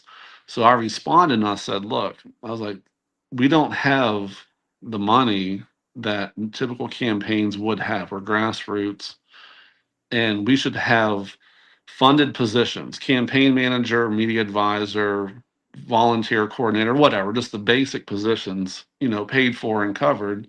And then our volunteers wouldn't have, because she would expect volunteers basically to come out of their pocket with whatever expenses and work 30 to 60 hours a week. And I was like, no one in a volunteer basis is going to do that. So then she responded in this group text between me, Larry, and her saying, well, you've been saying this for over a year, but what have you done for campaign funding? What have you done? And I responded and said, hey, I'm not the campaign fundraiser, for the Heather Hill campaign. And then she doubled down on it. And then the straw that broke the camel's back, after all the bales of straw were already on there, was she was like, well, if you would give the amount of money and time to our campaign as you did for Axe Attacks, then this wouldn't be an issue. Especially considering that there's going to be a $180,000 a year job waiting for you at the end of this as lieutenant governor. So the insult to think that I was doing this for money and that I should have been and that I should have given more time and money, because I would have this big payday, this big salary at the end. But then to compare it to Axe Attacks, I bought those two signs and two other ones and a banner, which was about $400. And I've spent about, I don't know, 10 hours of my time versus 25,000. So it was just completely disregarded all my efforts for the campaign. So I told her to F off. And I know that was one of the screenshots that she put out there. But I just laid low for a whole week. And then all of a sudden, like, here comes out of left field. I mean, it wasn't even in the field. This came from outside of the ballpark, from the streets outside of Wrigley Field, the bars across the street, not even left field. And it started talking about, I'd said derogatory stuff about my wife, made female campaign members uneasy, talked about, I was told repeatedly to stop pulling her in close to me and putting my arm around her during photo shoots. And I'm just like, there's stuff that I said or stuff that I didn't do that I could have done better in the campaign. Like, stick to the facts and fire me over that or put me on blast. But your husband was the one taking the pictures at the photo shoot, and my wife was also within 10 feet of us. And it was just weird. It was a complete nuclear attack on me, and it was just a lot of lies, I should say. And it wasn't even believable lies. Like the last one, because I'm talking to the biggest defamation lawyer in the state of Ohio, and a lot of it's hearsay. But the one that the one that's going to get her in trouble is she posted out there that I beat and strangled my ex-wife while on military deployment in Baghdad, and that the Air Force on multiple occasions reprimanded and counseled me over it. And I was like, really? I was like, so that's where I'm like, look, you know what happens if someone beats and strangles anybody, but let's just say they do it in the military? Well, you're going to be arrested, you're going to be court-martialed, you're going to do hard time, and you have a dishonorable discharge. That's probably about where things are going. And there was going to be a paper trail. So she did a records request through Air Force Special Investigations and all kinds of stuff. And I'm like, look, during discovery, during the pending defamation lawsuit that's coming, I was like, I will happily provide my military records. So again, it went from hearsay to, I mean, really, really ridiculous attacks on me to then just craziness. But again, I saw this because even Larry, so when she tried to replace me with Larry as lieutenant governor, like Heather actually let Larry go, I don't know, 4 or 5 months ago. And Heather was telling me, she was like, you know what? I really think Larry was a plant for Ramaswamy the whole time. And he's in his 70s. He's a Marine Corps vet. I mean, he is he's a stand-up guy. And I remember telling Heather, I'm like, Larry, like our Larry on the campaign team for the last whatever half a year, you think that this whole time he was a Ramaswamy plant? She's like, oh, I think so. We have to be careful. I'm like, and then he came back to the campaign after a couple of months. He had some health issues or whatever. But it was, so I saw this over and over again with everyone who came and went out of the campaign. And again, it's like delusion, like to keep it PG and just really nice. I mean, this isn't, I'm not trying to escalate or anything, but I truly, truly feel that there's a delusional aspect. There's a mental instability or something there. And it was just, Definitely some statements of grandeur that were made. You know, I saw some different posts, and like I think you brought that up at some point, saying like Abraham Lincoln, like Frederick Douglass, and then like Heather Hill. And I mean, I don't know. You know, I could sit here and say, you know, Walter Cronkite, Edward R. Murrow, and Cody Higley. You know, it'd be kind of the same yeah, thing there. yes, I may be all right, but I ain't that good. So there was that. And then like you said at the beginning, when you had conversations with Casey is a grassroots candidate. You guys were grassroots candidates. You should have been allied. You yes, know, yeah, you're competing against each other, but you're not the enemy. The mm-mm, enemy is the swamp. The enemy is the establishment. And then yes, in the next round, the enemy are these wackadoo liberals. mm-hmm, So, you know, when I saw that, when I saw the attacks on Casey Putsch, I didn't like it. I didn't no, like it. But I did like your videos when you would talk about, put in the context of your guys' campaign with the property tax videos that you did, and just live shots and stuff talking about real world people in yeah, Ohio who are struggling and how the establishment is screwing us royally. That connects. That was the winning argument. So I wanted to see more of that, and I think that's what you're saying is that you yes, tried to give more of that, right, but you know, attacking Casey for being an atheist, like, well, what evidence do you have? You know, what evidence do you have on that? You know, I don't know. And it's not a yeah, winning argument. It's not a no, winning and argument. Yeah, and there was never any receipts. It's like there'd be all this craziness put out there.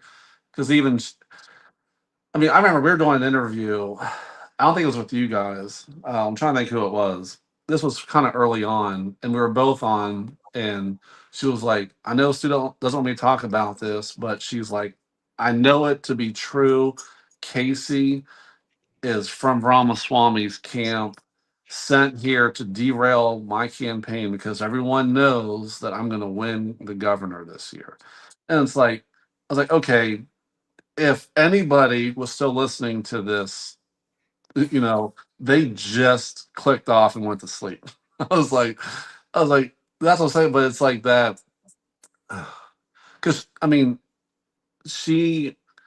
basically she's like, look, God told me that I'm gonna be governor in 2026. And you could not reason. I was like, okay, I was like, that's great, but I wish he would tell me that as well, and then I could be as confident as you. And I was like, and that was never told to me. And because I remember one time, because when I first joined the campaign team, one of her big issues was like, hey, one of her platform issues is um, we're going to build a state of the art training facility for law enforcement and first responders to deal with mentally unstable and drug addicted, I don't say patients, but people, citizens. So I just asked her some basic questions. I'm like, look, I was like, well, where is this state of the art facility going to be and who's going to pay for it? And she got offended that I asked her something that anybody else with 2 cents or even cared about would ask her. And then because I was like, well, if you have a state of the art training facility, let's just say it's in Columbus. So is every medic, paramedic, every firefighter, and every police going to have to travel to the state of the art facility to learn how to deal with people who are drug addicted and mentally ill? And you could just tell, like, she had never thought through this. And she was like, and then she said, Stu, she was like, do you not think that we're going to win? And I was like, I'm looking around like, tell me there's a fly or a cockroach somewhere that is hearing this and is also befuddled as much as I am. I'm like, huh. I was like, but again, I kept holding up. So I'm like, surely there will be a campaign manager, because I held on as long as I did, and I wish I'd bowed out earlier to save people throwing away their early votes. But it was one of those. I was like, okay, it's bad, but hopefully there's a campaign manager coming. And if she does get into office, that's where you got the checks and balances. You got the judicial, but really it's a legislature, right? So it's like, hey, they're going to introduce bills, they're going to pass them, send them up to her desk, and she can't screw it up that bad, right? And then I'm like, look, I was like, I want her to give me the economic reins because I still like our plans. Well, and the property tax, I wanted her to give that to me to where I can kind of honcho that and then also the economic plans, because I still say when Trump secured the $18 trillion worth of foreign investment, most of that foreign investment's production and manufacturing.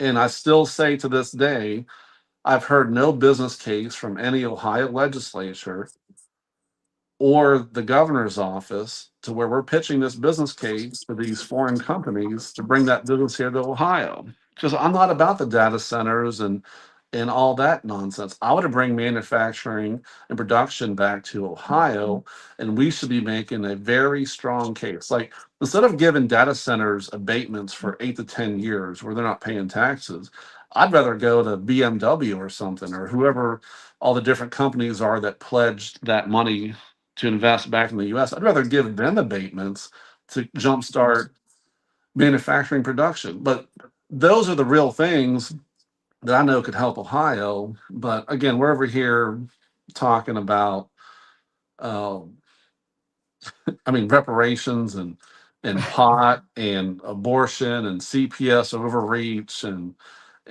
I was like, what are we like? What are we doing? Reparations for potheads. How about that, Stu? There you go. You There know? you go. I Well, hey, mean, we could talk for, and maybe we'll have you on again because honestly, man, like There's a when you lot to came it. on the show and I was an early follower of your guys's campaign. Yep. But you guys came on the show, and I thought that there was a lot to work with and a lot to admire. So I think that you in particular uh, did an excellent job representing yourself and advocating for the people, the regular folk here in the Buckeye State. So I hope you'll come back on the show, and maybe you'll run for office again. I don't know. It's pretty brutal out there It is. when you are trying to go out on your own and you're a grassroots candidate. If you're not a member, if you're not an establishment hack, member of the swamp, rhino, piece of crap, you know, us regular guys and girls out there, we've got it tough. Yep. So, but yeah, we thank you for coming on here. And yeah, hopefully you'll come back on. Is that something you would do, sir? Would you come on for a full show here, talk for another hour or so? Tell us your plans moving forward. Yeah, I would definitely do that. I've told people here recently it's been such a bad experience the last couple of weeks. I might need a burning bush to start talking to me to stay in politics. I was like, Oh That's man, right. we could all use one of those. That's right. But well, Stuart, we wish you the very best of luck. Keep up the hard work and maintain the fight, because us patriots have to stick together, and we have to be willing to fight those battles. So Yeah. really appreciate you, and we'll chat soon, man. all right, Cody and Robert, I appreciate it. Thanks, dude. Yep. Have a good night. All right, you too. All right, folks. That was Stuart Moats, who was running for lieutenant governor. And as you heard, what happened with the campaign with Heather Hill, that fell apart. So even though he did appear on your ballot, any votes cast for Heather Hill and Stuart Moats will not be counted in this primary. But we thank Mr. Moats for joining us here on the Patriot Report. And we've got an old friend, Chuck Norris himself, Ralph Smith, Marion City Councilman representing the 3rd Ward. Ralph, how the heck are you, buddy? Hey, Cody, I'm doing pretty good. How are you doing? We're doing good. We're burning the midnight oil here on the Patriot Report. We've just got one after another. We're bobbing and weaving these guests on the show tonight. As long as you don't do the rope-a-dope, you're okay. Rope-a-dope, man. Rope-a-dope. All right, Ralph. I'm gonna share a screen here because we have some results. Oh, Probably good. the early voting from Marion County. Have you seen these yet, Ralph? No, I have not. All right, let's pull this bad boy up. In my very The anticipation. the Yeah, anticipation, man. I can hear the It's drum there. roll now. Yeah. All right, so Marion County Board of Elections, as of 8:17 p.m., we have the state representative 86th district, Wesleyan Davis, 314 votes at 27.26%. And there's only, you can look right there, there's only 7.26% of, well, that's of registered voters. Doesn't tell you how many precincts and what percentage that is. But yeah, we've got more votes to count here. There's 1,152 votes. That's probably early voting, I would say. Wesleyan Davis 314, Ben Weber 684, and Stephen Wolf 154. And then in the commissioner race, can you guys see this on screen, Yep. I cannot. No. Robert? Yeah, it's there. I can see Okay. it. Commissioner race with 1,603 votes. You've got Ken Stuyvesant, number one, 524 votes, 32.69%. followed by Tim Mooney, 436 votes, 27.20%. Then Christy Neff, 342 votes, 21.33%. And then Jason Schaubert, way down at the bottom, 301 votes, 18.78%. Ralph, What? man, are you surprised by the results in the 86th district in the Marion County Commissioner race? Oh, well, yeah, I was really surprised by the 86. I thought, and like you say, it's pretty early, and I've seen things come in one way early and then end up totally different late. I'm really surprised at the commissioner's race. The Eastern Marion County is showing up pretty heavy. Yeah. Yeah, my gosh, like, I mean, you don't know how to take. Stuyvesant lost this seat to Dr. Davis. So you never know what's going to happen, when you kind of return after defeat. Are you going to have this glorious victory for your fourth term on the Board of Commissioners? Or are you going to be sent home packing for good? And at least these results that we're seeing here, Ken Stuyvesant, man, quite a showing. Quite a showing. And we got the Central Committee races. It looks like a contested race, Sean Barr versus former treasurer Tommy Reese. So Barr's winning that by 10 votes. I don't think there were any other contested. So, there's Ralph Smith. He's going to win that Central Committee seat. And I think that might have been the only. Cody, what does it say? What percentage the vote is? Well, it says 7.26% of the total registered voters. That doesn't tell you what percentage of precincts are reporting. Right. So it's not really helpful. Yeah, we're probably at least only not even half, I would imagine. I mean, going back to our conversation earlier, if maybe a quarter. If 20% of voters turn out, you're right.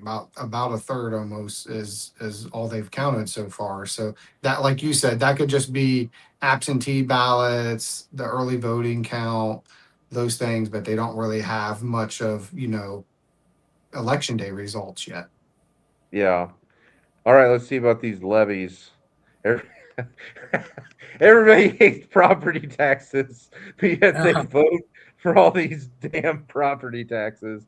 You got this Adam H.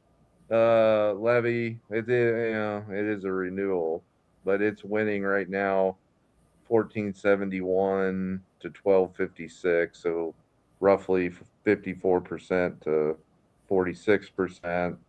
How's the Pleasant fire? An additional. Well, it's close. 147 to 168. So it's failing now, but it's super close. And that's a hefty. That's 4 mills over 5 years. So I think per $100,000 property that you got, so the average house, you're going to be paying several $100s additional property taxes if you live in Pleasant Township. Cardington is getting killed. Well, there's only 20 votes, but Marion Township Fire District renewal and increase 3.3 mills for 5 years. For the levy is 277 votes, against is 186, so 59% to 40. Yeah, I don't know. People love taxes. Let's just tax. Yep. Tax them. Get her done, Ralph. Just tax away, man. Tax away. Tax them and then tax the taxes. Give them another side of taxes. I just don't understand it myself. I think our tax burden is pretty hefty already. Well, It's super hefty. I would say I'm a little. I want to say I'm surprised by the 86th result so far, but I'm not too surprised in the sense that you got to give Ben Weber some credit for being a young guy. He has been out there working hard for it and door knocking and hitting the ground. What do you guys make of that? I mean, is this a shocker to you guys? Like, do you think it's just going to be the early results, or would this be a trend with the 86th? Well, I would feel a lot better if we had like 30% of the vote in. Once you reach that point, I think you're pretty much set. And it's, it may fluctuate a little bit, but I think that once you get about 35% of the vote in, then you're pretty much set as to what's going to happen. Unless we have unless we have a 2020 or 2020 thing like happened to Donald Trump, where overnight everything flipped. But I don't think that's going to happen. You don't think any illegal votes are going to be coming in overnight, Ralph, do you? Probably not. Can you see this screen? I cannot. I can't. I can only see me. I don't know what's up. Not yet, Cody. Hold on. Let's. Okay, here we go. All right, it's there. Updated, folks.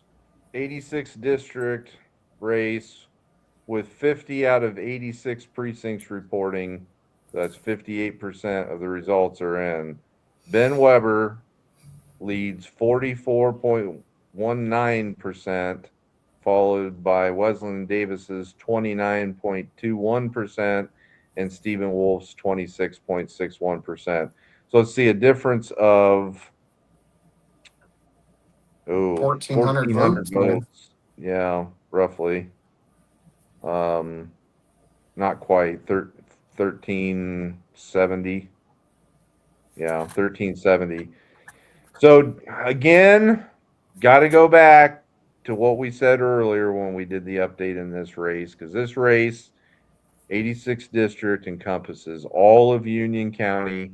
It encompasses Prospect Township, Pleasant Township, Marion Township, the city of Marion. Depending on where those results are coming from, right, that is going to be key in that race. So, I think what we're probably seeing there is mostly Union County results, because it looks like they might have more of their count in than what Marion County has right now. Because when you pulled up the Marion County results, I mean, there wasn't a lot there.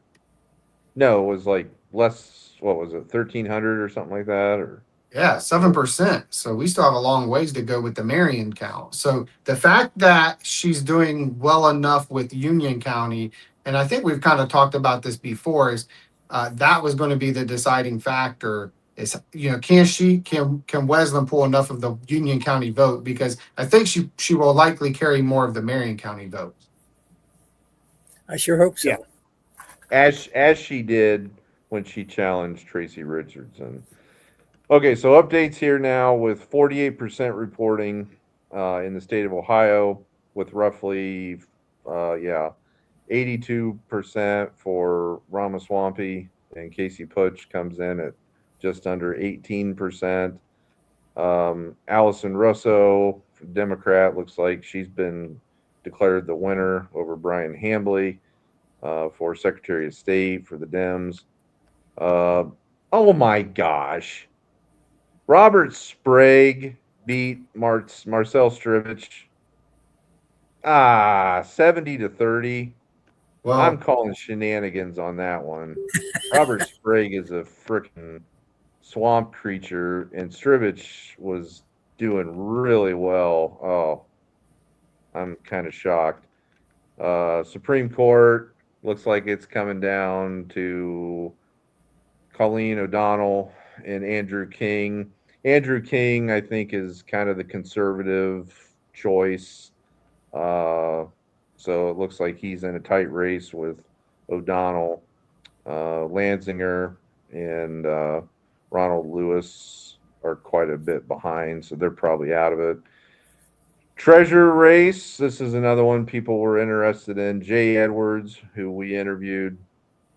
Jay Edwards got the endorsement of Vice President J.D. Vance, while his opponent, Christina Rogner, she got the endorsement of Vivek Ramaswamy. So it looks like that one's not been called yet. 46% reporting and a difference of about 30,500 votes, with Edwards up 53.54% to Rogner's 46.46%. Sherrod Brown, the perennial Democrat candidate in the state of Ohio for the Senate, he's doing quite well. Going to You take think we're that. going to get him back? Probably going to get him back, Ralph. Oh, man. He's like a bad penny. He just Yeah. keeps Yep. popping up all the time. So, any shocks there, Ralph? I mean, what do you think, buddy? Well, the biggest shock is the 86th, I think. To me, I thought Wesleyan was doing it. I guess from what I'm seeing, negative campaigning pays off. People like the negative campaigning because that's exactly what Ben did. He had a lot of negatives. And I didn't see so much negative out of Wesleyan. And I tell you, Wesleyan worked her butt off, and she was doing it before she even announced that she was going to be a candidate. She was trying to, I worked with her some, and we were trying to come up with some things to help out the economic situation in Marion. And nobody else did that. Wesleyan did it. Yeah. Right. Yeah, I mean, it just makes me wonder, and it hasn't been called. We don't know where these results are coming from, Right. so a lot could change. I'm not trying to have like a pessimistic, Right. attitude here because Right. the fat lady has not sung, or not by in my case, the fat man has not sung yet. So, and I ain't singing anytime soon, Ralph. It's the I ain't camera. singing It's the anytime camera, soon. Cody. You're not fat. The camera makes It's you. the camera. I've got if that's the case, I got about 10 cameras on me, Ralph. But I'll tell you what, it makes you wonder, like, where are people getting their information when they vote? Yeah. I'm sorry, but with the amount of PAC money, special interest money, the guy is 28 years old or whatever, hasn't worked a day in his life, has worked these internships, paid internships, hasn't even started practicing law yet.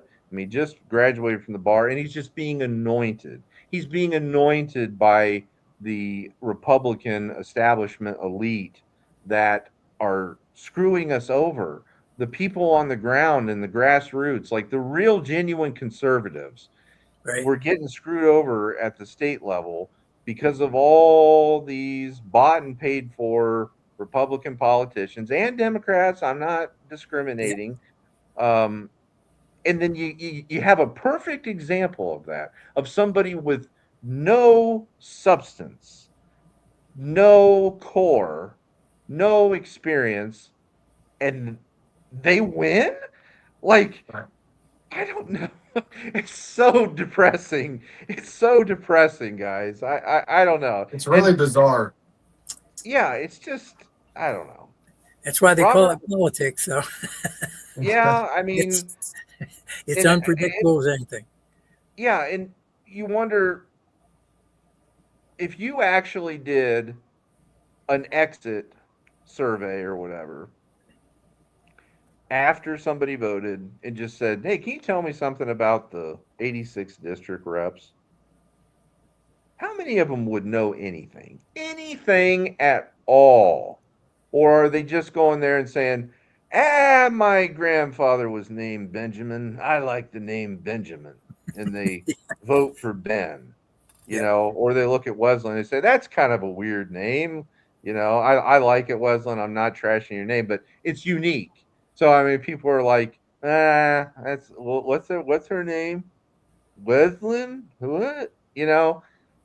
I don't know. We need to make it more difficult for people to be able to vote. There needs to be literacy tests again. I'm Oh, sorry. You gotta don't you even gotta go mention back that. to the good old days. We don't want to go there. Oh, I don't know. Robert, what are your thoughts, man? Man, I'm digesting this because I see why Ben would be coming out to a lead, and let's just say hypothetical if he does pull this off. Um, I don't think we can be too surprised. We're surprised by his age, but we're not surprised that the fact that they moved heaven and earth to get this guy elected. I mean, they pulled out all the stops, all the PAC money. They pulled out all the endorsements, and then the fact that Ben Weber had uh, a full time gig of campaigning. You know, he didn't have to really work and campaign at the same time like many of the rest of us would have to. Right. Now, to his credit, he still had to go out there and do that, and I'm not taking anything away from him. So credit to him for doing that, but all of these things were set up to benefit him. You know, he got a job at a law firm, and then they basically said, okay, you can go become a full time campaigner. And then all this money just flows into him, and he got a lot of endorsement from some of the establishment members in our own Marion County Republican Party, unfortunately. So it was a coordinated effort. There was whisper campaigns behind the scenes of certain elected officials to try to undermine Wesleyan Davis's campaign. So when you move heaven and earth, what do you think's going to happen? Yeah.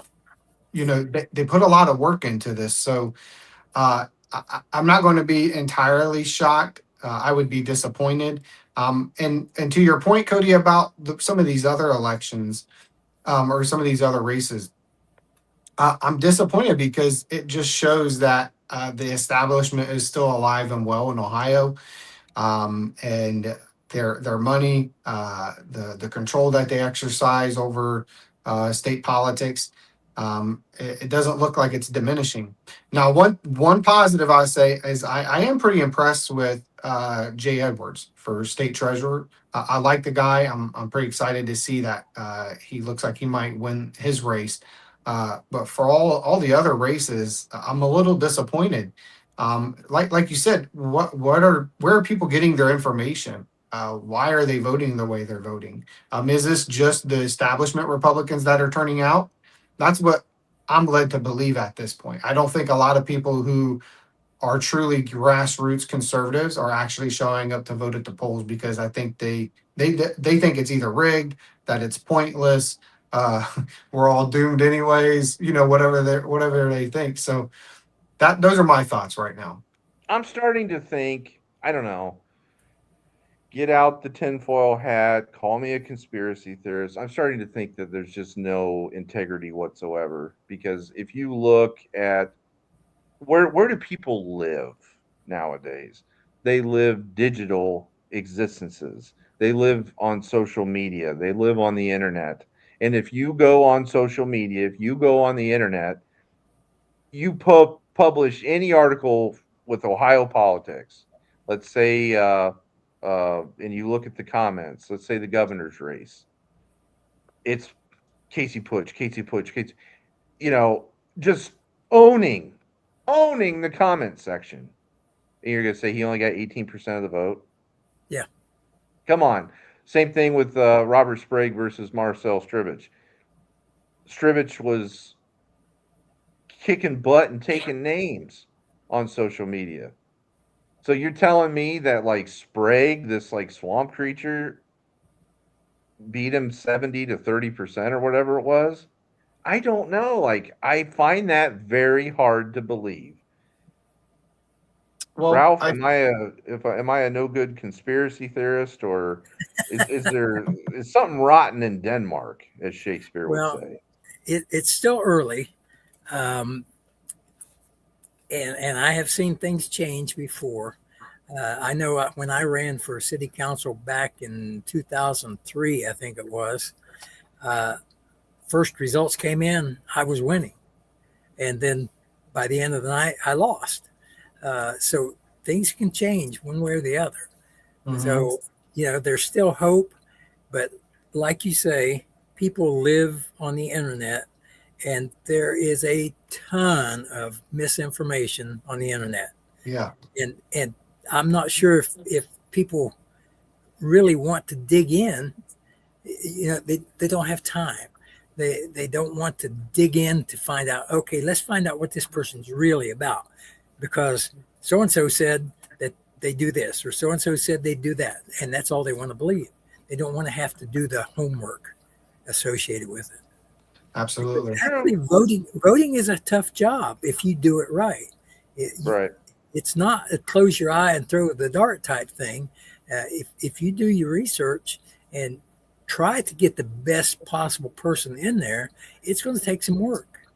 And a lot of people aren't willing to do that. Yeah, you're absolutely correct, but I'll tell you what, like, if it does pan out where we get this musical chairs at the state level of these rhino establishment swamp creatures, I did not cast a vote, even though he was running unopposed, for like John Houston. I won't. He's a swamp creature. Not voting for him. Okay. So if he goes up against another swamp creature, Sherrod Brown, I'm sitting that one out. Same thing with Ramaswamy. I'm sorry. I did initially like him somewhat when he first announced, and then I started, I heard him. H-1B visa comments, insults to heritage Americans, heritage Ohioans, people that were born, bred, and raised here, family go back generations, saying that we're basically stupid and we need to import all these foreigners, mainly from India, is what he's contending, India and China, give them all these H-1B visas because we're too stupid to do the jobs that are needed to be done, and a number of other things. And I said, wait a minute, that's not right. I don't like that. Then I looked into his background more, did the hard work that you mentioned, Ralph, on researching who he is, where he came from, rather than what was presented to me on the screen by the mainstream media and even social media. And I said, no, this guy, is planned to turn us into the next Silicon Valley. And what does that entail? It entails all these data centers, these government surveillance, energy draining, resource draining data centers. And that's what they're doing. They're executing that plan. And we're getting left holding the bag and holding the bill. And I won't support him. I do not like Dr. Quackton, but I won't support. You put me another rhino, Trojan horse, whatever you want to do, establishment elite GOP, and I won't support him. And there's a lot of people on the conservative grassroots side that think like me. So you won't get our vote. And if it results in a clown car of Democrats for the next number of elections at those positions, then so be it. Because I'm not going to cast a vote and then somebody asks me, well, did you vote for that person? Then I can at least say, no, I didn't. My hands are clean of this. But if I do vote for the lesser of two evils, and then we're stuck, as we always are, we're always stuck with the lesser of two evils if you're a conservative. We never have somebody that, oh, yeah, it's great. I mean, Trump, to a lot of people, Trump was one of those exceptions. But most of the time, I just kind of held my nose as I entered that ballot box. And I don't want to do that anymore, Ralph. I can't blame you. You have to go with the way you feel, the way your conscience is. And I think, most concerned voters do that. Most of them will go in there and we try to pick the best possible person. And if you don't have a good choice, you have to decide, am I going to vote for a bad choice or am I not going to vote at all? Yeah. Well, Councilman Thaddeus Smith had said in the comments, all the old heads listen to what the screen says, and all the young people think it doesn't matter to vote recipe for establishment politics every single time. And I think that's absolutely right. Yeah. you know, the people are paying attention to like the older generation. They pay attention to Fox News, CNN, whatever, and they listen to what the news outlets tell them. And then the young generation, like what you were saying earlier, Cody, people like to get in the comments section, and we've said this I don't know how many times. A lot of people just love being keyboard warriors. So they get online and they like to be passionate about being against the establishment. But when push comes to shove, very few people are willing to put their money where their mouth is. So they don't show up to the polls. They don't show up to rallies. They don't show up to a lot of different things because at the end of the day, they just want to sit on their phone and watch TikTok and Netflix and binge watch things. Right. Because it takes a lot more work to get involved. We talked before about President Theodore Roosevelt, the man in the arena. How many people want to be the one that's in the arena, taking the spears, taking the hits? Very few people want to do that. They don't want to be slandered. They don't want to get the knife in the back. But some of us have to step up. At the end of the day, everyone that's listening, you have to step up. You have to get involved. We have a pretty good audience here. I can see the numbers. So for everyone watching, thank you for watching the Patriot Report tonight. But if you're unsatisfied with what you're seeing on these results tonight, please get involved. Reach out to us. Reach out to me. Reach out to Cody. Whatever we can do to help you get involved, to help educate you on the process, whatever it is. I'm certainly willing to lend my advice, my experience, whatever I can do, because we need more people. A lot of you out there watching this show, you're good people. You're trying to put food on the table for your family. You just want to raise your kids. You want to root for them at baseball practice and at the baseball games. And you want decently priced gasoline. You want school choice. You want better grocery prices.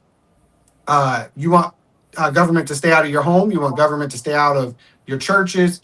We want smaller government. We want everyone to be playing by the same rules. We all want so many of the same things. But for these values to be protected, you have to get in the game and you have to get involved. Exactly right. Wise words, Robert. I mean, I don't know. It's going to come to a head very, very soon, folks. I mean, I talk a lot. I publish a lot about finance and debt and budgets and taxation. Everybody should be so freaked out concerned. You want to talk about the biggest existential threat to the United States in your way of life in the United States. It's not Iran. It's not Venezuela. Hell, it's not even China. It's debt.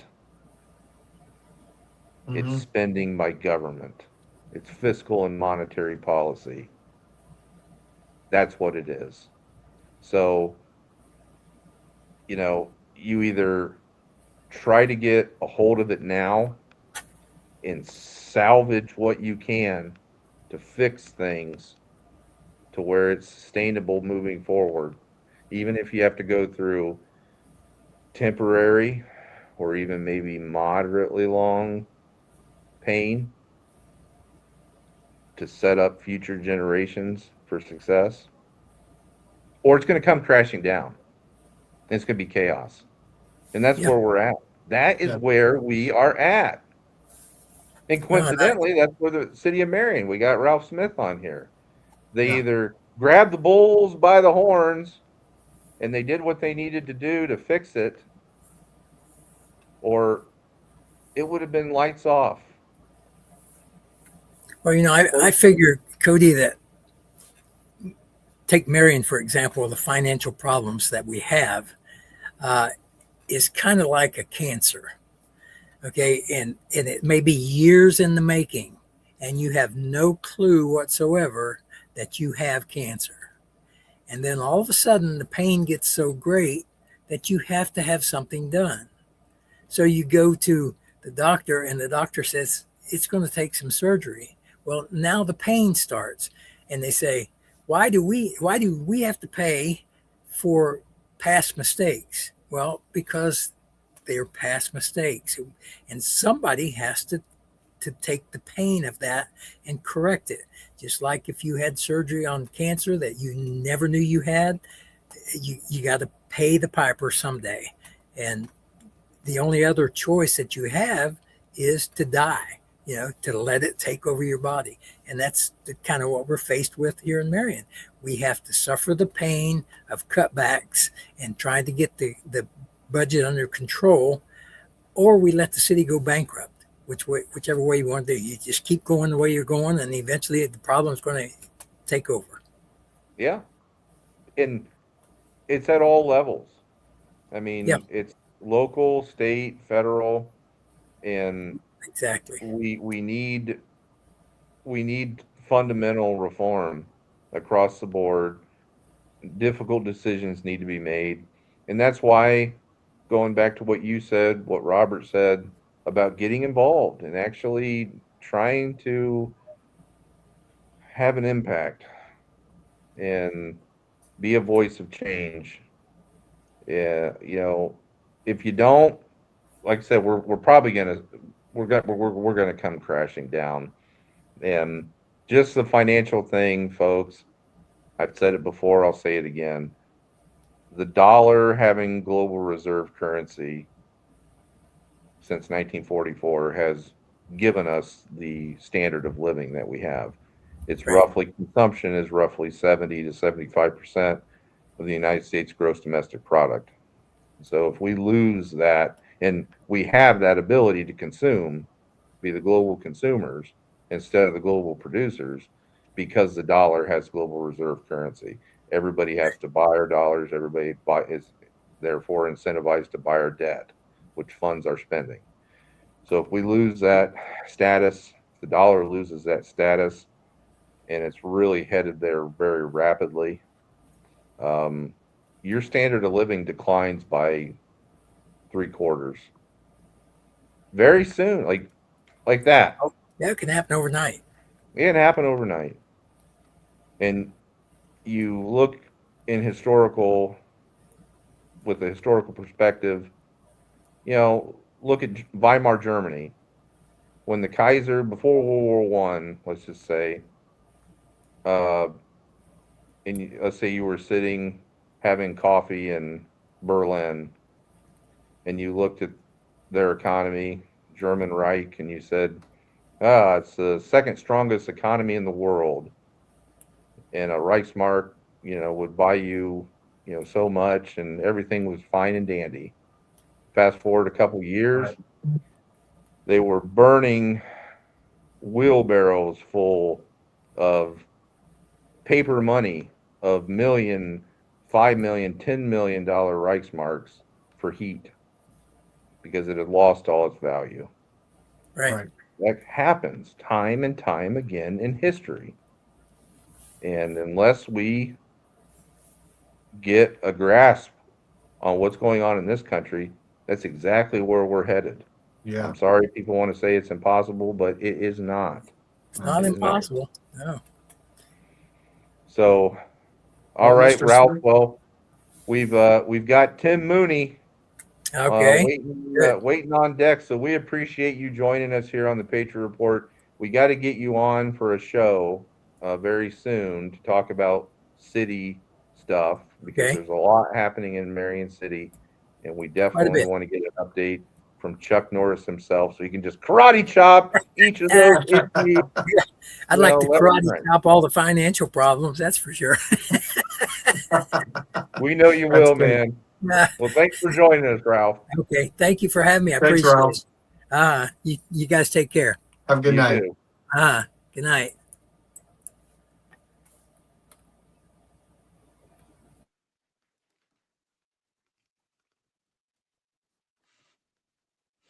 All right, Cody. You got Mr. Mooney's up on deck.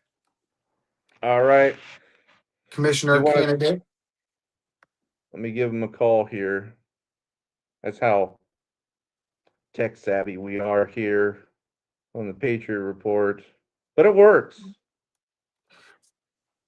Well, County Commissioner candidate Tim Mooney, folks. That's who we're going to be bringing on tonight, getting his thoughts on the election and how he feels. Looks like we don't have 100% of the results in just yet. Hello.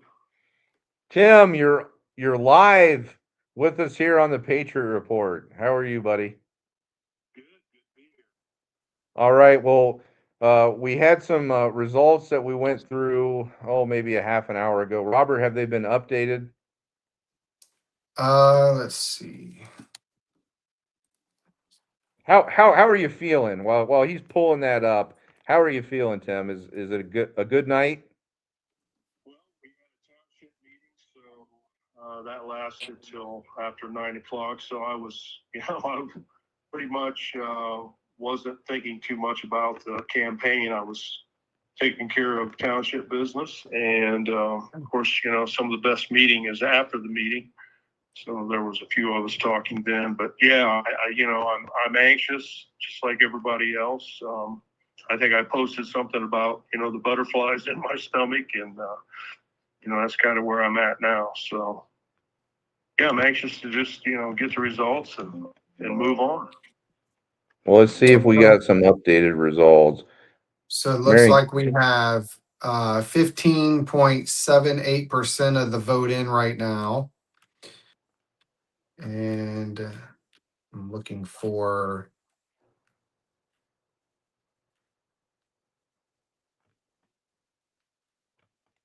Okay. Are you ready, Here. Tim? I got it here. All right. So with 3,785 votes cast, you are in the lead currently, my friend, with Oh, 1,203. So that's 31.78%, followed by fellow Clarendon Township resident Ken Stiverson at 1,146. So he's at 30.28%. Christy Neff is at 733. So that's 19.37%. And Jason Schaubers at 703. That's 18.57%. So what are your thoughts on that? well, I'm a little bit surprised. I figured everybody'd be in the 20 percentile. So, but I guess it's not that far out of whack from what I kind of anticipated. I think Kenny, with his name mentioned, and being there before, he probably pulls a lot of the votes. So, yeah, I was hoping my campaign would come out victorious, but a win's a win, and hopefully, the numbers will stay right and correct for me. So, Yeah, that's 59 votes, folks, right now. And we've still obviously we've got some more to come in. You got to think 3,785. What did I say, Robert? It'd probably be 4,000 to 6,000, maybe as many as 7,000 votes cast. Because I think they said there were 2,000 early votes that were registered in the county. So we still have a little ways to go because historically speaking, the early voting should be 30, 35. Let's say it went up to 40%. So if that's reflective, we should be at that 5,000, 6,000 range, I would think. Well, their website says total ballots is 6,060 ballots casted. Is that what they're saying has been casted, or is that what they're saying is counted? I don't think they've counted 6,000 and reported 6,000 votes already. I think that's the total votes that have been casted, and they're only showing 15% of the vote, or that might be 15% It could of the be. total voters. Because if it's what it is. if it's total, if they got a total of 6,060, that would be in line with what I had said probably for prediction as far as total turnout.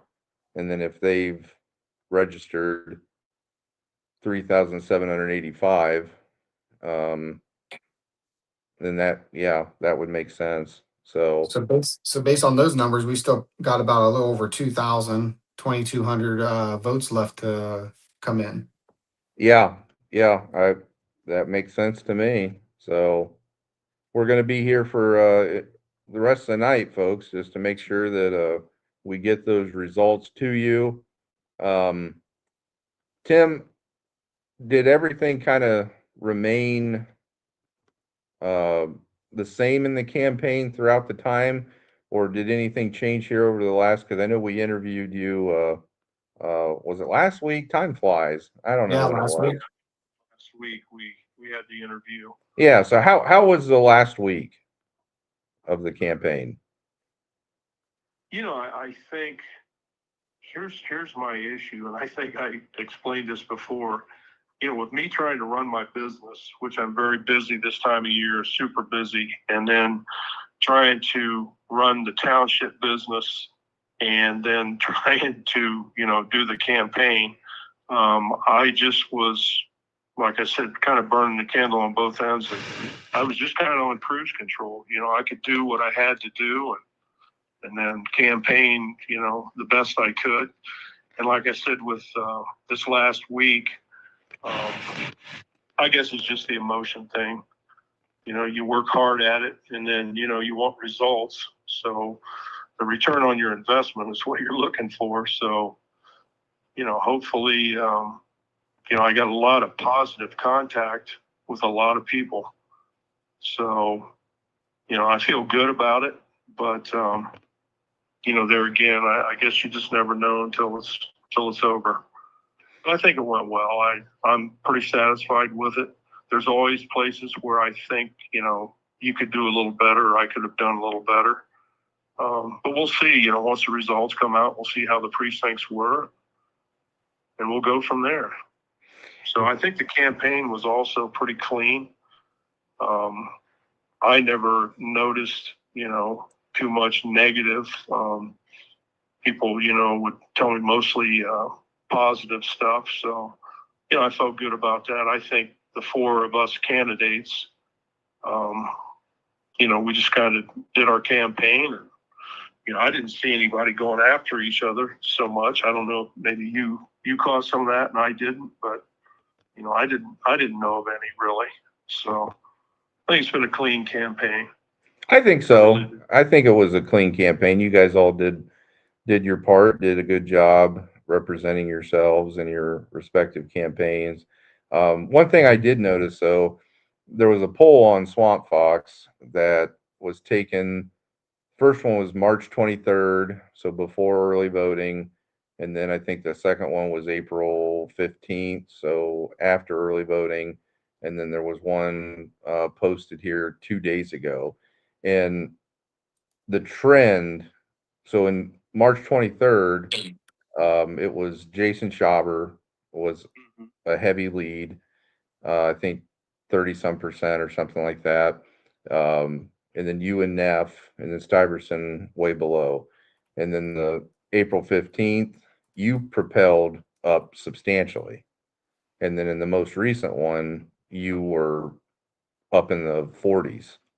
So you were the clear winner in that poll. And, you know, you're talking, I think that April 15th poll was 100, maybe a little more than 100 people that voted. And it's not scientific, but it does show kind of a progression in a campaign and how things can change.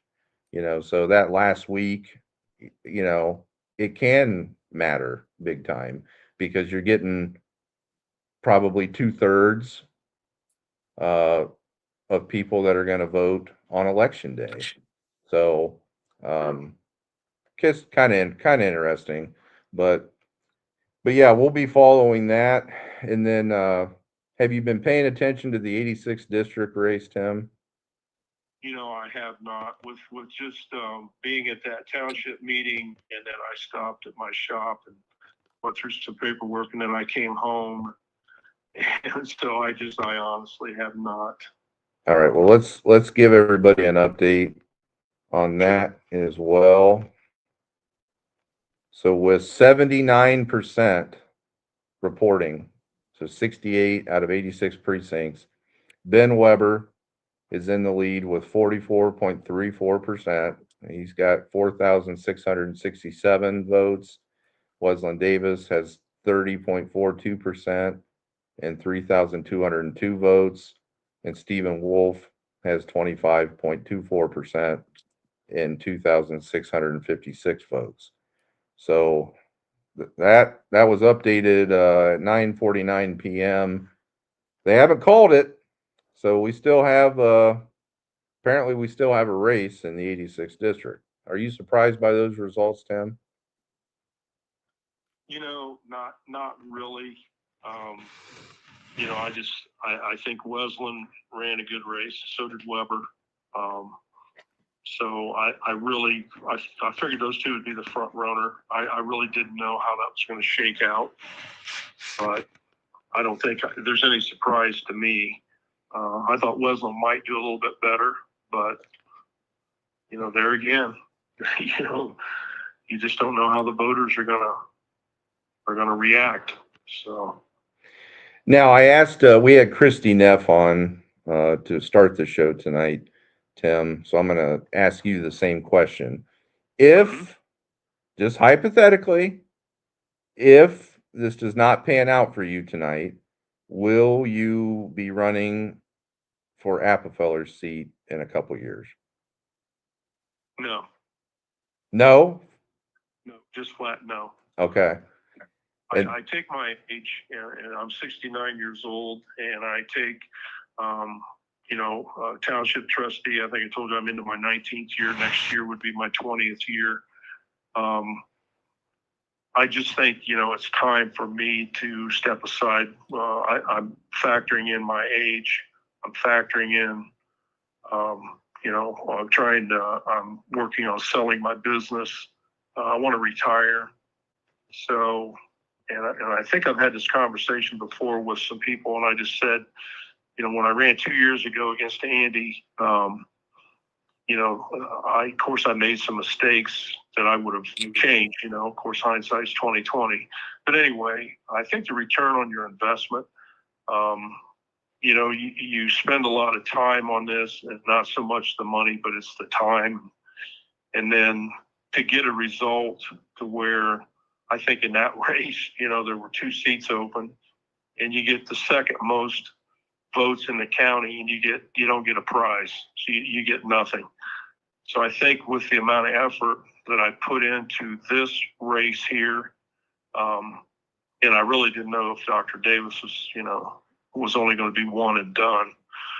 But I don't think the timing's right for me at this point. So I think I've just got other things in my life that I want to do and accomplish. And I just can't see it. They say never say never, but I really don't think 2 years from now I'm really going to have my heart into it. So, and I think you have to be 100% into it to do it. And I don't do anything unless I do it 100%. So yeah, I think this is it for me. So, well, yeah, that's commendable, to recognize that.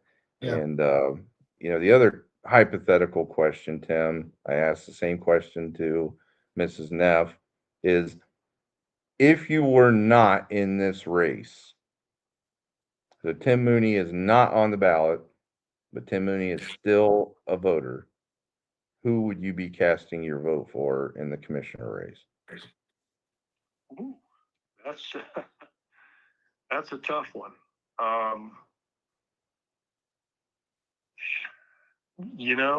I honestly, I think I would have to go with Ken Stuyvesant. Only because, I've known him for a long time. He is actually a friend of mine. Christy Neff, I have no idea what she's capable of. Jason has spent time with Marion City Council. I don't know Jason super well, but I've known him for quite a while. But I just think at this point, I would have to look at the 3 and say, well, okay, here's the person I think I would have to pick at that point. So yeah, I think I would probably in that case go with Ken Stuyvesant. Well, it looks like a lot of people agree with you. Mhm. And again, I wasn't sure. I really wasn't sure how that was going to pan out with Stuyvesant. I mean, he lost his seat to Davis by 56 votes. So Yeah. there was that. I mean, it was one of the closest, and it was tied for the closest commissioner election uh, in the history. And granted, it was a primary, but still, in the history of Marion County politics, it was tied for the closest commissioner race ever. And for him to regroup and to go back 4 years and to, if nothing else, put together a strong showing like this. Um, and he's in his 78th year, so you know I didn't know. I didn't know how that would pan out. If he was done, if his political stock had expired, but he is chairman of the Marion County Republican Party, and he's well liked. So hats off to Ken Stuyvesant for putting together a good showing here. Yeah, very much so.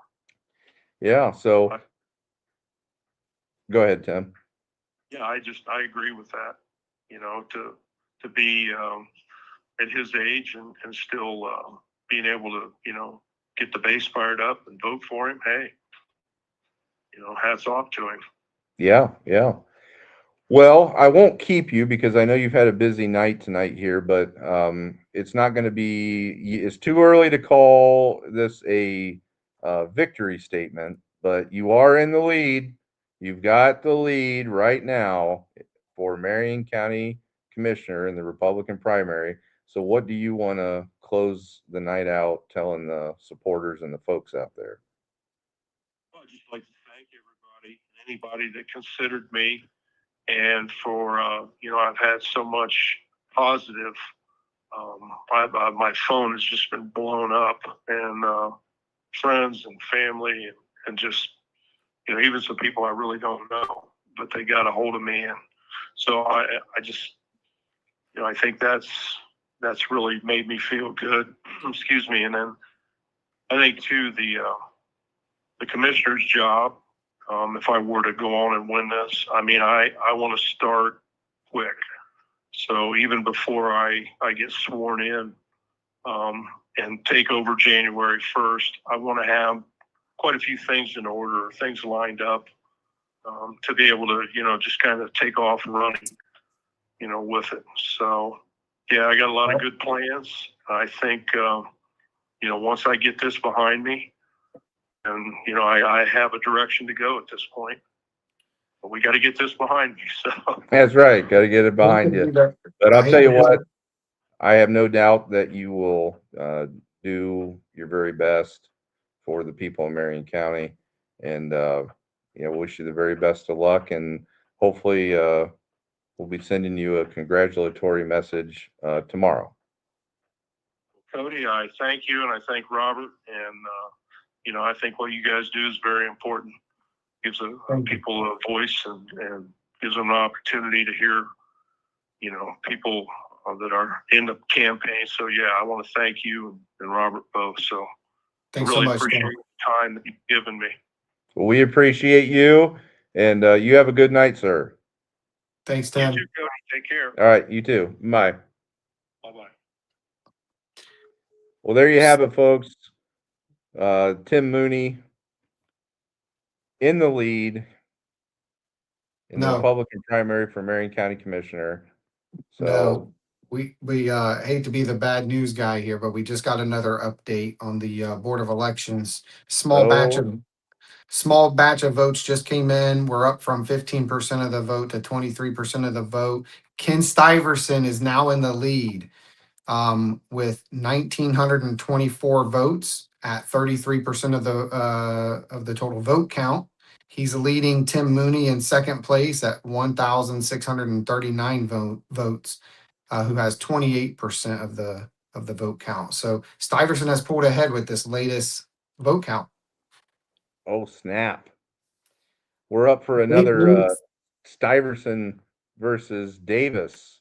It's like when you see the race and there's like a car that's leading, then this other car that comes up, and then that car comes back up again. So that's kind of what we're seeing right now.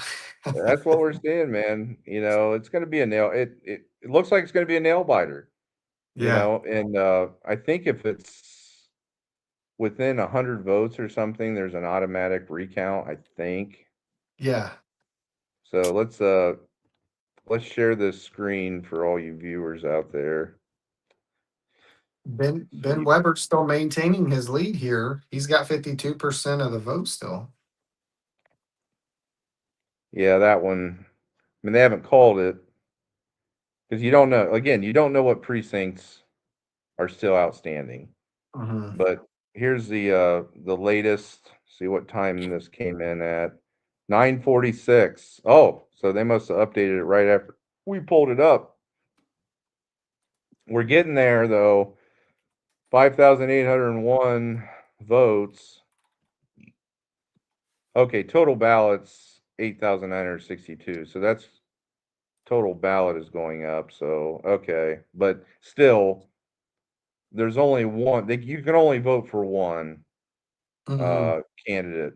So if there's been 5,801 that have been cast, and you got to think 6,000, maybe if it was a high turnout, 7,000 for this election. So we maybe have 199 to 1,000 or 1199 votes that are outstanding in this race. And let's see, Mooney. Stuyvesant's up by a decent sum. I'm going to say I'm a little surprised with the voter turnout so far. We're not even done yet, and we've got about 6,000 votes counted. Yeah, yeah, exactly. So So he's up by 285 votes. yeah, So there's still time, undoubtedly. But that was a big swing. So wherever those votes came from, to have it go up to that figure, yeah. I wish there was a way to see that live, like where these votes are coming in. Like, how cool would it be to have an interactive map on these votes? I mean, maybe that's something we can work on, Cody. We can get an interactive map. We'll be the first ones to do it. We'll copyright it, and it'll be as Trump will say, it's the biggest, most beautiful thing you'll ever see, and that'll be something that you'll see here on the Patriot Report in the future. So, I would love to see something like that, an interactive map where you can see the votes coming in, what precinct. That's good data to have while we're having these live conversations. yeah, for sure. Yeah, that would be awesome. And you got to look at that 86 district. So let's go over those updated totals. Marion County, Ben Weber, 1,980 votes, so 52.84%. Wesleyan Davis, 1,277 at 34.08. And Stephen Wolf at 490, which is 13.08%. So let's hop over to 10 TV. Oh, I accidentally exited out of it. Yeah, we So need to get some live results because we don't right now. What we're showing you folks, Cody's going to work on getting total results between Marion and Union County for the 86th district race. What we were showing you there was just Marion County results. It didn't have Union County results in there. And that's a big deal because traditionally, more voters have turned out in Union County than has in Marion County. And that's something we need to reverse that trend. We need to get more people to turn out and vote here in Marion County and get engaged in the process. So Cody's going to work on that. Just to recap, we have, it's predicted Vivek Ramaswamy is going to win the GOP governor's race. It looks like Robert Sprague is going to win Secretary of State. Jay Edwards is anticipated to win the Ohio Treasurer's race. Jay Edwards came as previously a state representative who is now running for Ohio Treasurer. Again, here locally, Ken Stiverson pulling away right now at 1,924 votes. That's a big flip from what we had just shared, 10 minutes ago. That's a big flip. Yeah, it really is. And I've got the screen up here, Robert. So they called it, 10 TV has called the race in the 86th district for Ben Weber, who came in at 45.07%. So a total of 5,409 votes to Wesleyan Davis's 31.34%, 3,761 votes, Mhm. and Stephen Wolf's 23.6% at 2,832 votes. So that was last updated at 10:06. 84 out of 86 precincts reporting, and she's down by almost 1,700 votes. So It makes you safe to wonder call it. if Stephen Wolf wasn't in the race, where would those votes go? Would they go to Ben? Would they go to Davis? Would it be a split?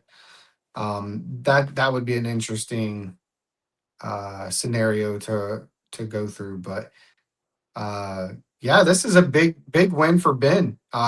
He's a rookie. This is his first election and a big race to come out into. I mean, he's not run for any kind of local offices before. So his first step into the political arena is a state representative race, and pulling away with that's a pretty big accomplishment for him. Yeah, I mean, I don't know. I'm tired of all these swamp creatures continuing to win. Oh, it's very, very Well, discouraging, Robert. I mean, you got to be honest though. I mean, look at what he had going for him. I mean, it's not like it was just money. I mean, we talk about that a lot, and he obviously had some money coming in. We've covered that before with the PACs. His parents are very politically connected, so he's not an outsider by any means. He's very politically connected with his family. Had the resources to win, but then also had the time to win, and that's very important because if you're I think he's 27 years old, very young guy, and you're trying to earn the support of voters, especially against arguably more experienced candidates. You've got to have the time to get out there and go door to door and win those voters over, and it looks like that's what he was able to do.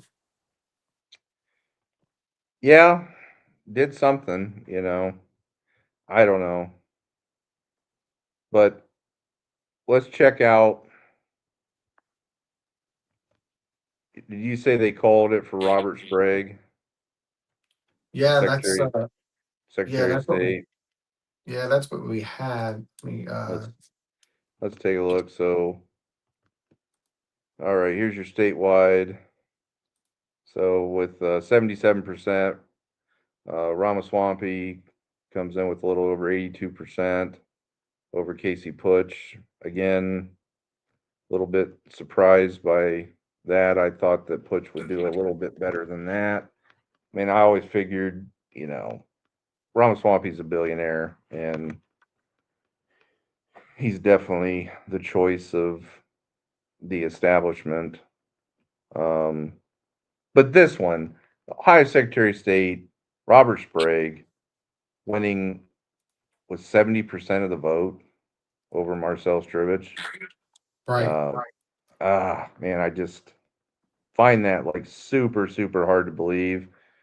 Jay Edwards still leads Christina Rogner 53-46. I think that's where it was when we checked earlier. Mm-hmm. So that race has kind of maintained its consistency. The other one that I want to look up here, Robert, am I still sharing that screen? Yeah, Or did it go away? it's still there. It's still Race. there. Yeah. Okay. Let me look up this other state rep race.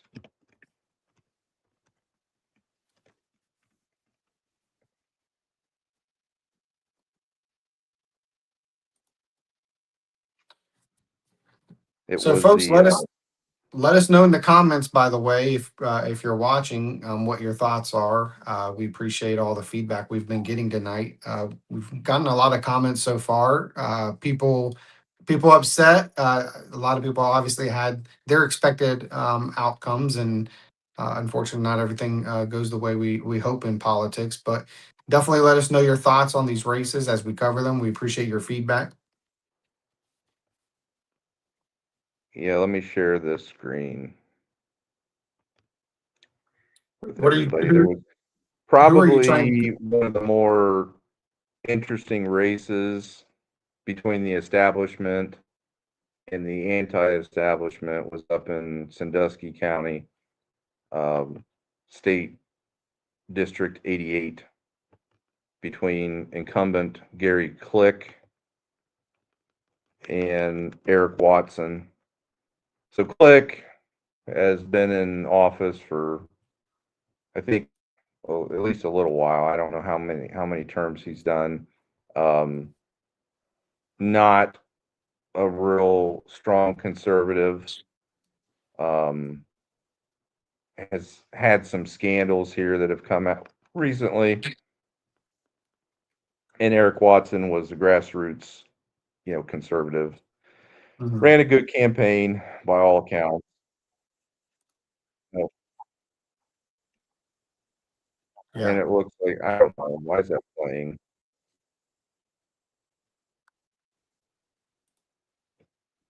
Anyway, it looks like the Swamp took another race up in the 88th district with Gary Click being called.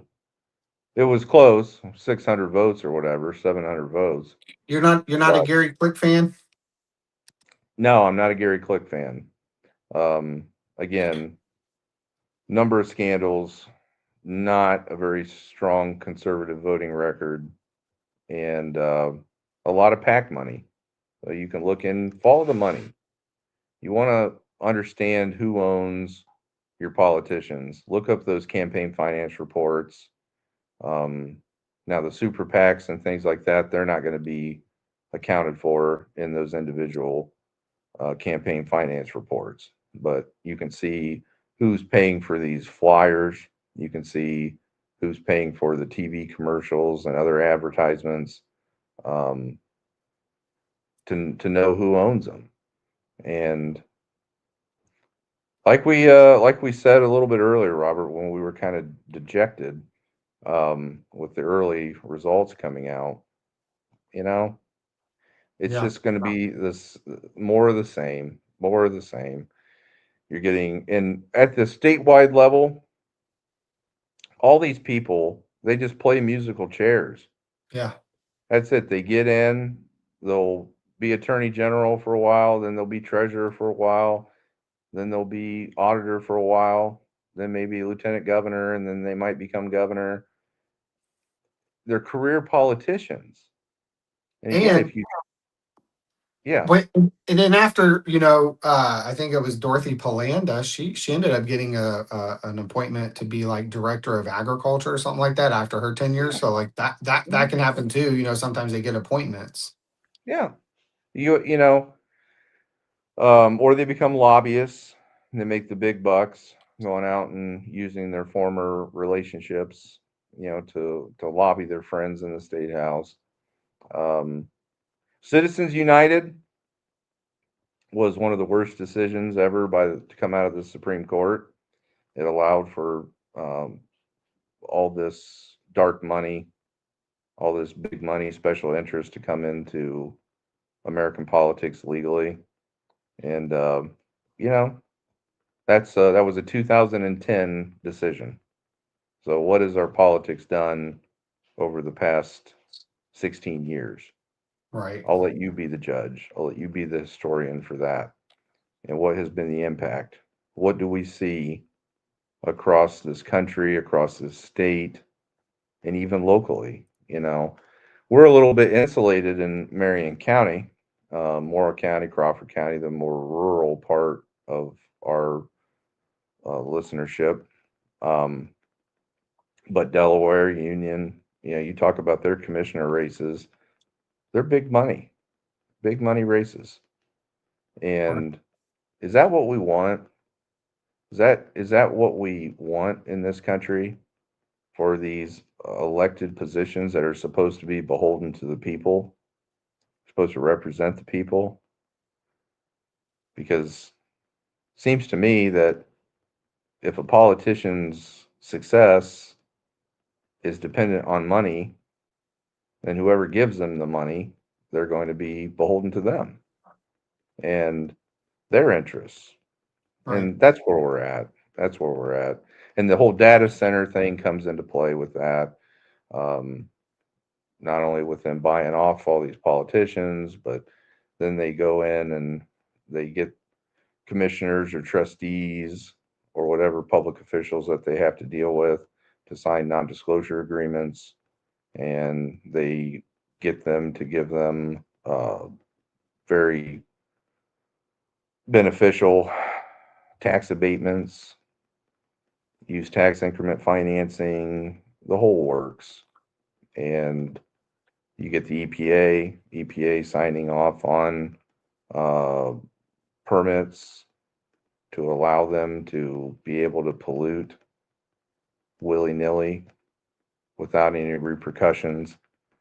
The whole system is corrupt. It is. It's corrupt to the core. And when I say that you got to take a chainsaw or a broad axe to the taxes and spending, you got to take it to the whole government. I'm sorry, like it's not functional. And then you look, you talk about property taxes, and then these levies they're passing. They're always passing. Yeah, it looks like the Marion Township Fire Department levy is passing. That was a renewal with an increase. Some of the others aren't doing so well, but it looks like the community is getting behind the Township Fire Department. And this is coming at a time too. This is what's interesting is, if these levies pass, what's going to happen in the general election. Because this is when the ramifications of any kind of tax reform or property tax reform would happen. So that's going to be interesting to see. Was that on the ballot? I'm drawing a blank right now. Was it's on the general election, right? That's the target.